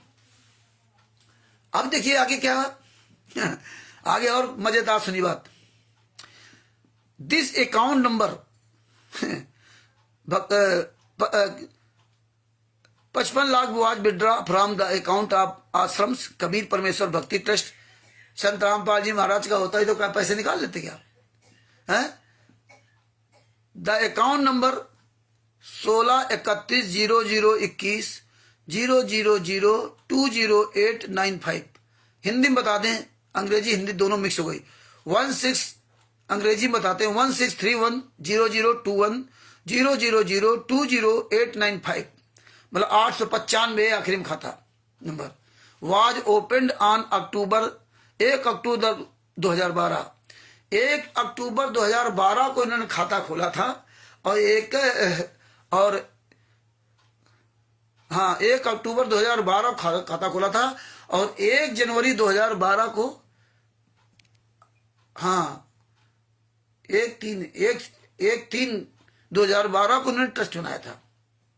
जनवरी फरवरी मार्च, 1 मार्च के आसपास इन्होंने ट्रस्ट बनाया था। 1 मार्च 2012 में इन्होंने ट्रस्ट बनाया और खाता इन्होंने खुलवाया 1 अक्टूबर 2012 में खाता खुलवाया। With in opening balance 34.73 lakh था ओपनिंग बैलेंस, मतलब जिन्होंने खाता खुलाया था तो इसके बाद उसमें 34.73 लाख रुपए था। When the authorized came to know about this, the administration asked the bank to freeze the account on नवंबर 2017 को, मतलब नवंबर 2017 को मतलब जो है अधिकारी फ्रीज किया। It till hand RS 61.94 lakh, उस समय 61.94 लाख रुपए था, 61.94 लाख रुपया था जब नवंबर 2017 में ये खाता सीज किया गया, फ्रीज किया गया। द एडमिनिस्ट्रेशन आल्सो फाउंड, देखिए मजे की बात है, the administration also found RS 6 lakh रुपए इन अंडर अकाउंट ऑफ बंदी छोड़ भक्ति मुक्ति ट्रस्ट। बंदी छोड़ भक्ति मुक्ति ट्रस्ट में केवल 6 लाख रुपए, और अन्य खातों में करोड़ों रुपए। यहां खाता अलग, बैतूल खाता अलग। बंदी छोड़ भक्ति खाते में 6 लाख रुपए मात्र है। Also associated with the ashram, then the official rush to check the ashram's other bank account in Barwala.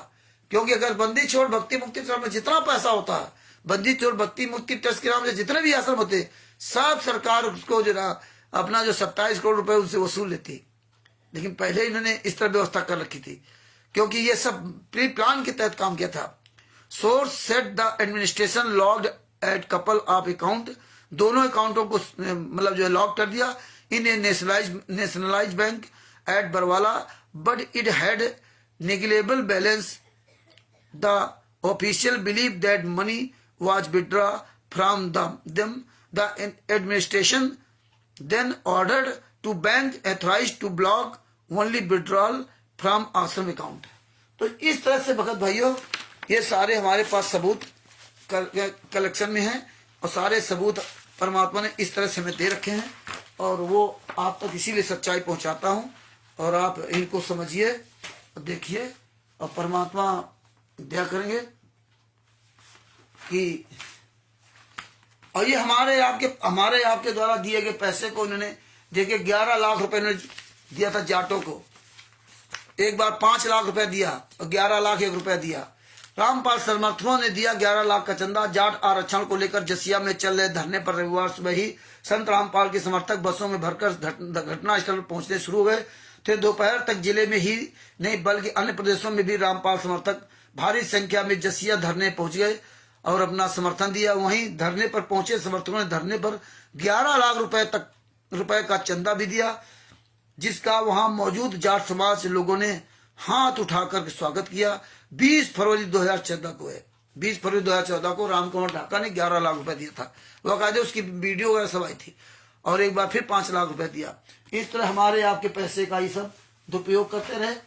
तो भगत भाइयों यहां तक तो ये बातें चली। अब आते हैं मेन पॉइंट पर भगत जी, अब आते हैं मेन पॉइंट पर। संत रामपाल जी महाराज को करौथा कांड में इन्होंने सजा करवा दी। सजा नहीं, जमात ही नहीं करवाई। ये सब लोग अपनी जमात पर बाहर आ गए और संत रामपाल जी महाराज की इन्होंने जमानत नहीं कराई। क्यों नहीं जमानत कराई? कि उसमें प्लानिंग थी कि अगर हम जमानत करा लेंगे तो फिर अपना आश्रम ये सब चालू हो जाएगा। देखिए कितनी बड़ी प्लानिंग थी। जमानत नहीं कराई इन्होंने। क्यों नहीं जमानत कराई? अब आप सोचिए कि जब ये सबको जमानत मिल गई तो संत रामपाल जी महाराज को जमानत मिल जाती, क्योंकि संत रामपाल जी महाराज तो उसमें दोषी थे ही नहीं। तो संत रामपाल जी महाराज की जमानत क्यों नहीं कराई, जिसमें ये कार्यक्रम बंद हो जाए, और 22 महीने तक जेल में रहे। और जब कोर्ट ने देखा कि 22 महीने तक कोई इनको छुड़ाने नहीं आया, तब कोर्ट ने इनको पर्सनल बॉन्ड में जमानत दी। और भगत समाज अभी मुंह पे ताला लगा रखा कि ये जो मनोज संत रामपाल जी महाराज का लड़का उस दिन जो भौंक रहा था ना, इसलिए भौंक रहा है, जो हम लोग सब लोग लाइव बोलने लगे सब लोग, इसलिए भौंक रहा है। तब बताइए 22 महीने तक जमानत नहीं कराई इन लोगों ने। और देखिए लगभग 25-30 लाख की जो भी गाड़ी हो, बुलेट प्रूफ गाड़ी, वो गाड़ी ले ली। चांदीराम से बात किया तो कह रहा बच्चों ने बना ली, इसमें क्या हो गया। मतलब संत रामपाल जी महाराज की जमानत के लिए पैसे नहीं, और 22 लाख रुपए 25 लाख की जो भी गाड़ी हो, उसमें बुलेट प्रूफ गाड़ी 40 लाख की जो भी हो, वो बुलेट प्रूफ गाड़ी बना ली। बुलेट प्रूफ है, इतना डर लगता है। और जब भक्ति में इन लोगों को भरोसा नहीं अपनी जिंदगी का, ये बुलेट प्रूफ गाड़ियां ले घूम रहे कि कोई गोली ना मार दे, तो आप लोगों को क्या, आप लोगों को समझ नहीं आता कि यार जब इनका कोई बचाव नहीं है तो हमारा कैसे बचाव होगा। इतना ही घबराते हैं। तो अब उसका नंबर कैसे मिला, बड़े मुश्किल में नंबर मिला था। नंबर जानते हैं परमात्मा की दया से रामचंद्र को कहां नंबर मिलाते। इसके बाद देखिए उल्टा चक्र शुरू कर दिया। संत रामपाल जी महाराज को पर्सनल बॉन्ड में जमानत दी गई। संत रामपाल जी महाराज जेल से बाहर आ गए। आने के बाद इन्होंने संत रामपाल जी महाराज को अपना अंडर अरेस्ट में ले लिया। अंडर अरेस्ट लेने में पहले 2006 में तो बसंत सैनी ने कहा, ये बात बताई थी ग्वालियर में आकर के बसंत सैनी ने, कि संत रामपाल जी महाराज ने प्रथम नाम देने, प्रथम नहीं तीनों मंत्र देने का अधिकार दे दिया था। अभी एक दिन और बात करवाई थी किसी से, तो बोले प्रथम नहीं तीनों मंत्र देने का अधिकार, मतलब मंत्र देने का अधिकार दे दिया था। लेकिन महेंद्र ने मना कर दिया था। अब बताइए, स्वामी रामदेवानंद जी महाराज ने संत रामपाल जी महाराज को तीनों मंत्र देने का अधिकार दिया और वो मना कर देते, और बोले महेंद्र जी ने मना कर दिया था कि हम नहीं देंगे। महेंद्र जी ने मना कर दिया। फिर एक महिला के द्वारा लगभग 20 दिन नाम दीक्षा दिलवाई गई। और यही बात आपको समझना पड़ेगा। जो आप कहते हो हम तो आश्रम में नाम दीक्षा लिया था, वहां तो संत रामपाल जी महाराज खुद वहां पर स्वयं थे। तो देखिए जब संत रामपाल जी वहां स्वयं थे, महिला के द्वारा नाम दीक्षा दिलवाई जा रही थी, और उन नाम दीक्षा लेने वालों से कह दिया जाता था कि गुरु जी को न बताना, और नहीं तो गुरु जी नाराज हो जाएंगे। और हम आपके तो परमात्मा परमात्मा, उनको तो सब पता है, गुरु जी को मत बताना नहीं तो नाराज हो जाएंगे। तो परमात्मा का है कि ये भी लोगों ने मान लिया कि हमको बताया नहीं। अगर मैं आदेश देता, अधिकार देता महिला को, और हमसे अगर पूछ देते तो क्या मैं नाराज हो जाता? ये भी मांगे, मान लिया। इसलिए संत रामपाल जी महाराज ने 2001 में कहा था ये कबीर पंथ फेल होने जा रहा। उन्हें बता दिया था पहले ये फेल होने जा रहा, 2001 में कह दिया था। इसीलिए संत रामपाल जी महाराज ने कहा था ये आश्रम जो होते हैं ना, संत की जान के दुश्मन होते हैं। ये सुन लीजिए, सब कुछ खुलासा परमेश्वर कर दिया था। एक महिला के द्वारा नाम दीक्षा दिलवाई गई, और आशीर्वाद संत रामपाल जी महाराज। जब वो फेल हो गया तो उन्होंने डीवीडी चालू कर दी। डीवीडी चालू कर दी, आशीर्वाद संत रामपाल जी महाराज से। नाम दीक्षा डीवीडी द्वारा, आशीर्वाद संत रामपाल जी महाराज से। जैसा कि हमें सुनने में आया है कि ये डीवीडी उनके लिए बनाई थी संत रामपाल जी महाराज ने, जो सुन नहीं सकते, जो सुन नहीं सकते, जो बहरे होते हैं बेचारे, कान से बहरे हैं, उनके कान में लगा दिया जाता था। जैसा कि हमने सुना, ये डीवीडी बहरों के लिए थी। और जैसे भी हो, लेकिन गुरु जी ने किसी को भी नाम दीक्षा देने का अधिकार नहीं दिया, और किसी भी भक्त ने नहीं पूछा। इतना बताने के बाद भी सत्संग में संत रामपाल जी महाराज इतना इशारा किया, सतगुरु सहन पहचाने पावे अटल सुहागरे। संत रामपाल जी महाराज ने स्पष्ट किया कि एक महिला के द्वारा 15-20 दिन नाम दीक्षा ली गई, परमात्मा ने रोका क्यों नहीं? हमको हम सवाल क्या करेंगे, जब इतने दिन नाम दीक्षा दी जा रही तो संत रामपाल जी महाराज ने रोका क्यों नहीं? तो 20 दिन नाम दीक्षा दी गई, संत रामपाल जी महाराज ने रोका क्यों नहीं? क्योंकि काल का उनका अनुबंध है। जब पूछोगे तब बताएंगे। सदगुरु है, ये ज्ञान देने आए हैं, अब ज्ञान से आप स्वयं निर्णय लीजिए। तो तो ऐसे तो आप कहोगे विदुर जी के बारे में कहते हैं विदुर जी सच बोला सच बोला, संत रामपाल जी महाराज ने क्यों नहीं बोला? संत रामपाल जी महाराज सदगुरु है, वो ज्ञान देने वाले हैं, वो कोई हमारे जैसे आम आदमी नहीं है।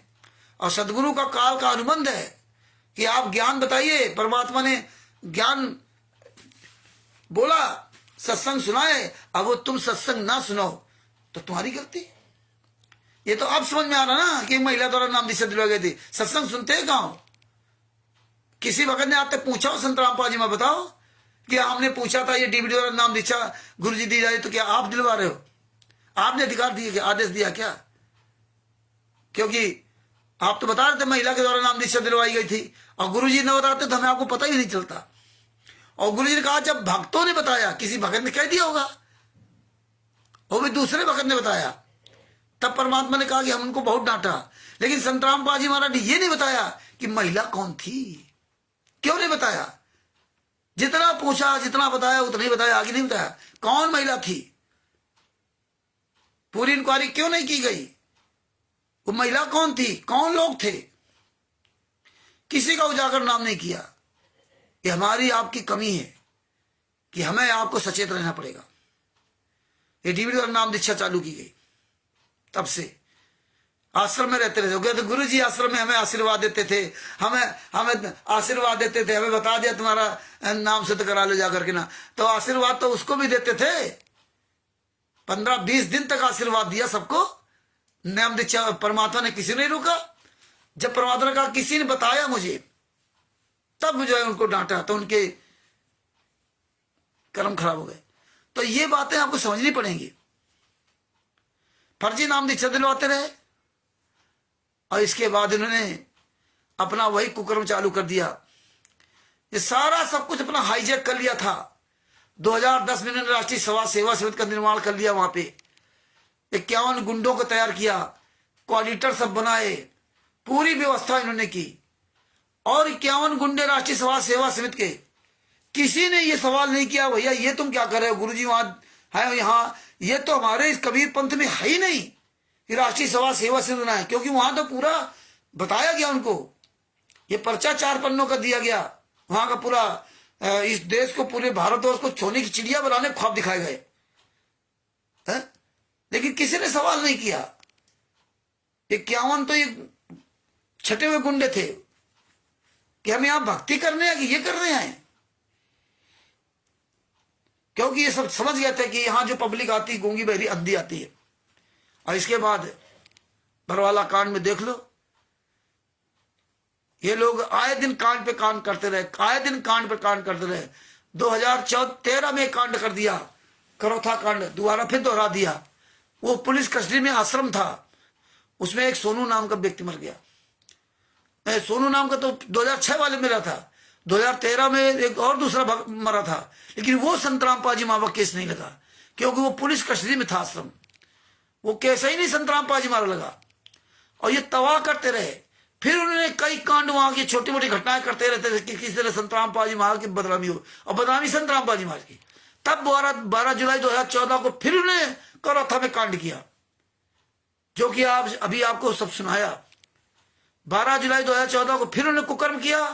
तब कोर्ट ने संत रामपाल जी महाराज का जो है ना वो जमात कैंसिल किया, और तब कहा था कि 14/7/2014 को आप कोर्ट में जो है ना आप हाजिर लगाने हैं, वो भी हिसार कोर्ट में, यहां नहीं आना रोहतक में।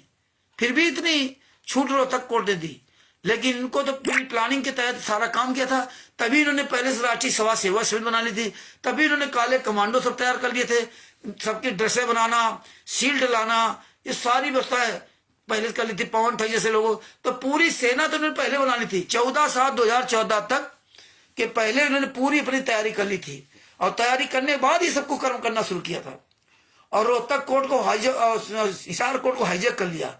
हाईजैक करने के बाद इन्होंने वहां जो वकील सुबह ड्यूटी आते थे, उनकी चाबियां छीन लेना, उनका परिचय पत्र छीन लेना, और उनको धक्का मुक्की करना, बहुत नीच काम किया उन्होंने हिसार कोर्ट में। और वही कोर्ट की अवमानना का जजों ने, वहां जो हिसार कोर्ट के जज वकीलों ने एक मीटिंग करके हाई कोर्ट चंडीगढ़ को बताया। क्योंकि चंडीगढ़ हाई कोर्ट जो है के अंडर ये नीचे वाले कोर्ट आते हैं। हाई कोर्ट जब हाई कोर्ट को इन्होंने बताया कि ये तो भाई तो संत रामपाल जी महाराज से बहुत उद्दंड है, भारत के इतिहास में कोनो ऐसा पैदा नहीं हुआ जो न्यायपालिका को चुनौती दे। ये तो न्यायपालिका अंदर तक ऐसे घुसा है, इतना इन्होंने बता ये तो कभी कुछ कर सकते हैं। तब उसने जो ना संत रामपाल जी महाराज को नोटिस भेजा, 21 जुलाई के आसपास से कुछ था। संत रामपाल जी महाराज ने 26 अगस्त को शायद ऐसा जवाब दिया वहां पे ना कि काले कमांडो मेरे नहीं है, ये इन सबके हैं। क्योंकि 12 जुलाई 2014 इसके बाद संत रामपाल जी महाराज को वारंट हो गए थे 5/11/2014 को।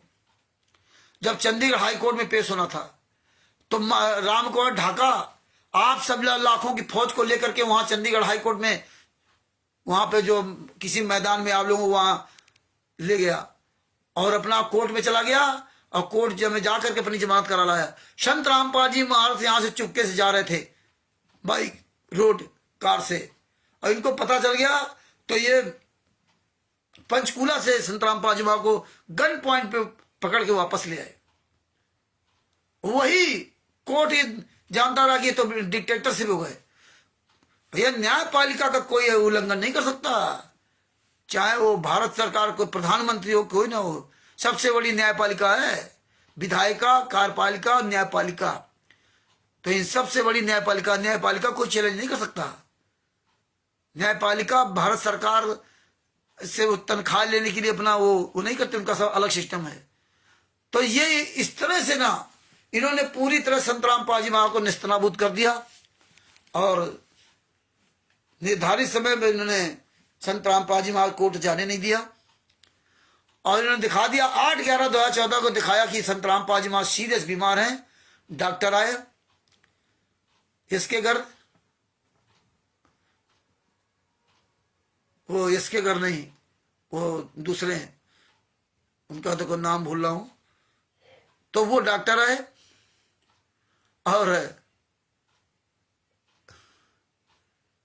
वो देखा, और उसके साथ आया अनंत राम अस्पताल का डॉक्टर अनंत राम, हाँ यस के घर है। तो वो दिखाया जो है उनको लेकर के आए, उन्होंने चेकअप किया तो संत रामपाल जी महाराज कोई हार्ट की प्रॉब्लम नहीं थी, बीमार नहीं थे। क्योंकि उनको घबराहट हो रही थी, पसीना आ रहा था, सीने में दर्द हो रहा था। क्यों घबराहट तो होगी, इतना बड़ा कांड है, इतना बड़ा कांड तो घबराहट तो होनी है। तो इन्होंने पूरी प्लानिंग की तरह से उधर सेटिंग करके 4 डॉक्टरों का पैनल बना लिया फर्जी अपने आप, और देखा कि यहाँ आए वहां पे तो देखा कि एल.के. झा, इसके L K. Jha, doctor L K. Jha cardiologist, वो इलाज कर रहे हैं। जबकि वो इलाज नहीं कर रहे थे, वो तो केवल चेकअप कर रहे थे और कोई ज्यादा इंस्ट्रूमेंट भी नहीं ले गए थे। और इन लोगों ने अपनी मनमुखी रिपोर्ट बना करके दे दी कि संत रामपाल जी वहां बीमार हैं। Doctor L K. झा कार्डियोलॉजिस्ट ने कहा कि 72 घंटे तक इनको रेस्ट चाहिए, टीवी नहीं देख सकते, अखबार नहीं सकते, चल नहीं सकते, फिर नहीं सकते, वो आईसीयू में रहेंगे। महेंद्र भगोड़ा ने पहले कहा संत रामपाल जी महाराज बीमार हैं। जब मीडिया ने पूछा तो कहा वो हार्ट की प्रॉब्लम, हार्ट की प्रॉब्लम। इसके बाद क्या बोला, संत रामपाल जी महाराज आश्रम में नहीं, इनको बाहर मैंने शिफ्ट कर दिया।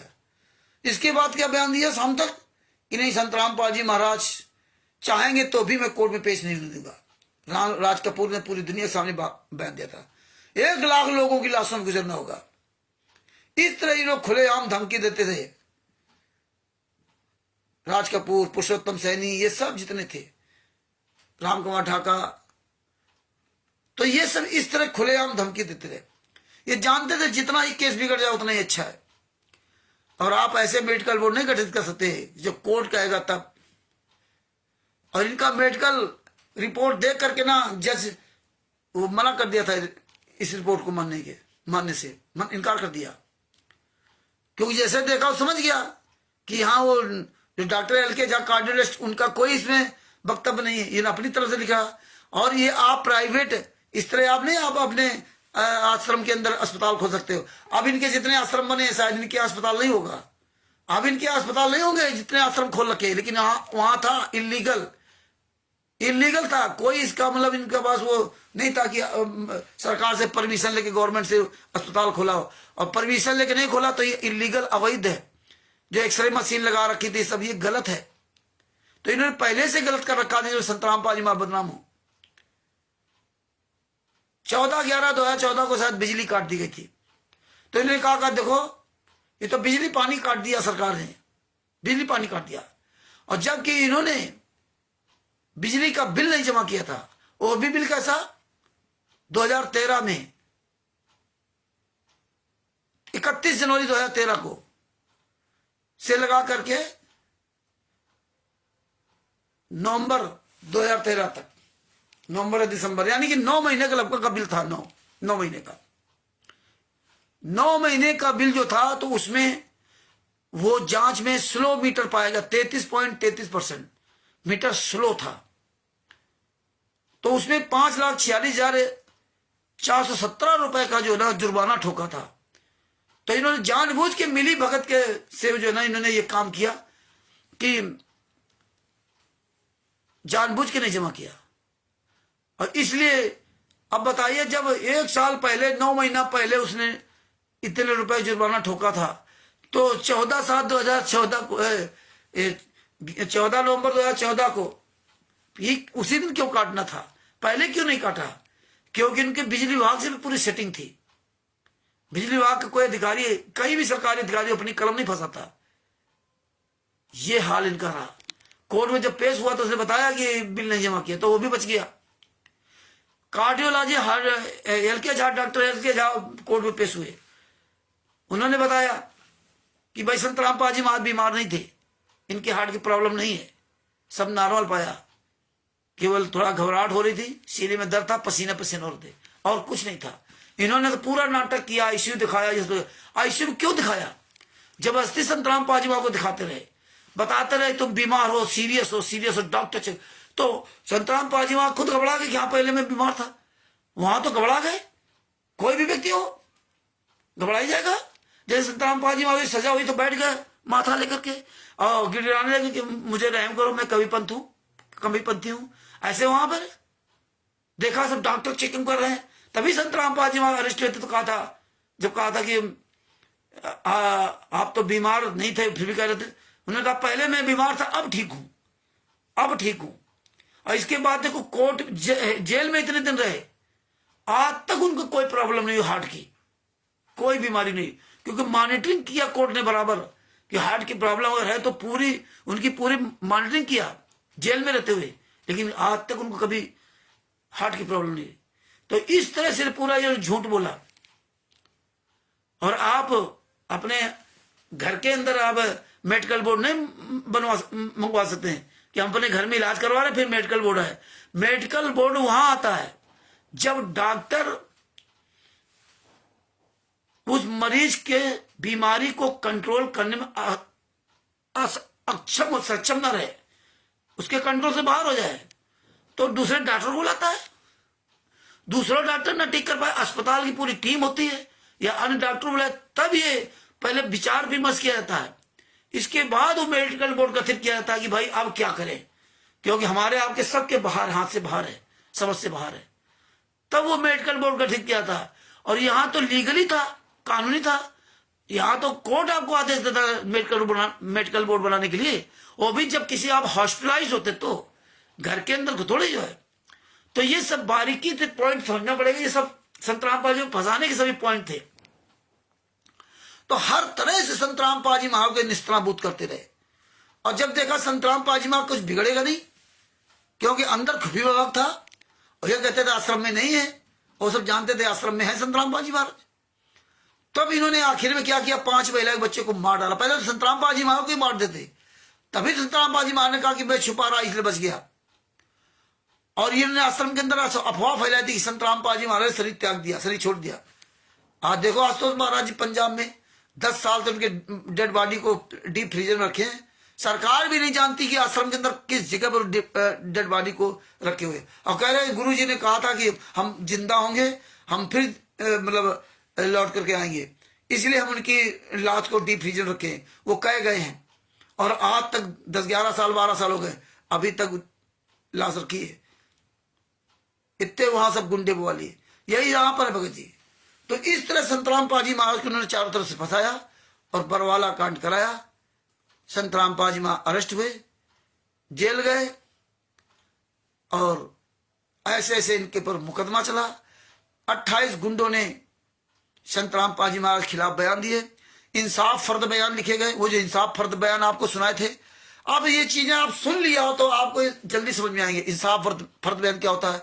इंसाफ फर्द बयान होता है जो मजिस्ट्रेट के सामने बयान दिया जाता है, और यहां जो है मुलजिम ही मुलजिम खिलाफ बयान दे रहा, और पीड़ित पक्ष ने तो बयान दिए ही दिए। तो 28 गुंडों ने वो डंडे बरामद करवाए। संतराम पाजी महाराज निर्दोष संतराम पाजी महाराज आरोप लगा दिया कि इनके कहने पर 5 महिला एक बच्चे की हत्या कर दी। इस तरह से अभी जो आपको सुनाया कि इतने दिन वो केस चला और ऐसे ऐसे उनको सजा सुनाई गई, और आज 10 साल से संतराम पाजी महाराज यातना से रहे। उनको एक दिन का भी पैरोल नहीं मिला। उनकी माता जी को लेने नहीं, इनको जब तो सजा करानी। अब तो ये मौज मस्ती कर रहे, बढ़िया आश्रम बनाने जान गए। हमें अब हमें आपको कैसे बेवकूफ बनाते, क्यों हम बेवकूफ है? कैसे कहते थे 18 में जब सजा नहीं हुई थी, 6 महीना पहले से लाते थे। मंजू अपना कहती थी, और विष्णु साहू मध्य प्रदेश का दोगले की औलाद जूता खोर क्या कहता था? परमात्मा 6 महीने के अंदर जेल से बाहर नहीं आया तो मैं अपनी गर्दन कटवा दूंगा। आज साला कुत्ता कहां मर गया। और इन्होंने 6 महीना पहले ट्रस्ट बना लिया था। 17 मई 2018 को इन्होंने मुनिंद्र धर्मा ट्रस्ट बना लिया। कबीर परमेश्वर भक्ति ट्रस्ट बंद कर दिया। वो आपको पता है कैसे बंद कर दिया? कि उनका नाम आ गया था FIR नंबर 429 में। जो कैमरे लगाए थे आश्रम के अंदर, कैमरे लगवाए थे इन्होंने। बरवाला कांड के 2-3 दिन पहले उसको नागेंद्र चौहान को बुलाया था। 120 कैमरे लगे थे, और ये कहते थे मीडिया ने गलत दिखा दिया कि देखो महिलाओं की तरफ कैमरे थे, महिलाओं की तरफ बाथरूम की तरफ कैमरे उन्होंने लगवाए थे। ये 3-4 दिन पहले बरवाला कांड के पहले से लगवा दिए थे, और 18 तारीख को 2-2:30 बजे के बीच में वो निकल गया वहां से आश्रम से, और उसको किसी ने नहीं छेड़ा। तो ये वही कैमरा दिखाया मीडिया ने। मीडिया वीडियो दिखा रहा लाइव, तो उसको झूठ बता रहे भाई। वो ऐसे कोई बताए तो अलग बात है, लेकिन वो तो बाकायदे वीडियो वहां दिखा रहे ना। तो भगत भाइयों, इस तरह संतराम पाजी महाराज को बहुत बुरी तरह फंसाया। और आप सबके पास 11 नंबर सड़न का बीसनामा पुस्तक है, इसके माध्यम से तो सब आप जान ही गए। तो ये बारीकियां सब समझोगे तब चीजें सब सारी समझ में आएंगी। और ये हमें याद रखना होगा, ये सबूत हमें रखना होगा। तो सबूत जो हम दिखाते हैं, ये राष्ट्रीय सभा सेवा समिति गुंडे सब हमारा वीडियो देखते हैं। ये तिमुर पवन ठग, संजय ठग जैसे गद्दार सब वीडियो हमारा देखते हैं। आप लोग भले ना देखो, लेकिन ये सब वीडियो देखते हैं। और जब वीडियो देखते हैं तब आपको उसी प्रकार से डाइवर्ट करने की कोशिश करते हैं। तो सबूत होंगे, एविडेंस होंगे, तो भगत जी आप हर जगह आपकी जीत होगी। और इसीलिए ये चोरी छुपे सारा काम कर रहे हैं। जिस दिन आप 100 लोग तैयार हो जाओगे, उस दिन ये आश्रम छोड़ के भाग जाएंगे, या संत रामपाल जी महाराज के फोटो हटा लेंगे, नाम हटा लेंगे। याद रख लेना, जिस दिन आप 100 लोग ये सच्चाई बोलने वाले हो जाओगे, ये सारे सबूत अपने पास रखना शुरू कर दोगे, उस दिन ये कहीं नजर नहीं आएंगे। तो आप कम से कम 100 लोग तो तैयार हो जाओ है? तो भगत भाइयों, बताने तो बहुत कुछ था, लेकिन समय ज्यादा हो जाएगा तो दास अपने शब्दों के ही विराम देता है। ये ज्ञान अमृत शरण का बीसनामा पुस्तक का प्रचार प्रसार कीजिए। इस वीडियो को अधिक से अधिक शेयर कीजिए। और इस पुस्तक में संत रामपाल जी के सभी केसों की जजमेंट दिया हुआ है। चुरानी धाम कांड से ले बरवाला कांड तक का पूरा काला चिट्ठा इसमें दिया हुआ है। जो हमने बताया इसमें आप अच्छी तरह से और पढ़ लेना। चुरानी धाम कांड से बरवाला कांड तक क्या क्या इसमें हुआ था। चुरानी धाम कांड का पूरा पढ़ लोगे तो आपकी आंखें खुल जाएंगी क्या क्या है। इसीलिए हमने इस पुस्तक के बारे में उतना ज्यादा जिक्र नहीं किया, क्योंकि इसमें तो लिखा है, आप सब लोग पढ़ लीजिए। जिसके पास पुस्तक ना हो वो PDF भी मंगवा सकता। जो अदर कंट्रीज में बैठे हैं उनको पुस्तक चाहिए तो पीडीएफ मंगवा लें, वहां पुस्तक को निकलवा सकते हैं। नेपाल में पुस्तक, ये परमात्मा देव नेपाल में खूब चल रही है पुस्तक। नेपाल के लोग आ जाते हैं बिहार में, वो पुस्तकें यहाँ से ले जाते हैं। और पूरे भारत में तो पुस्तकें, पूरे भारत में तो परमात्मा देव खूब जा रही पुस्तकें। जगत के लोग भी खूब मंगवा रहे हैं, अन्य धर्मगुरु भी खूब मंगवा रहे हैं इनकी ऐसी तैसी करने के लिए, राष्ट्रीय समाज सेवा से गुंडों की ऐसी तैसी करने के लिए। अन्य धर्मगुरु भी जागरूक हो रहे हैं, वो भी अपने पास पुस्तक रख रहे हैं।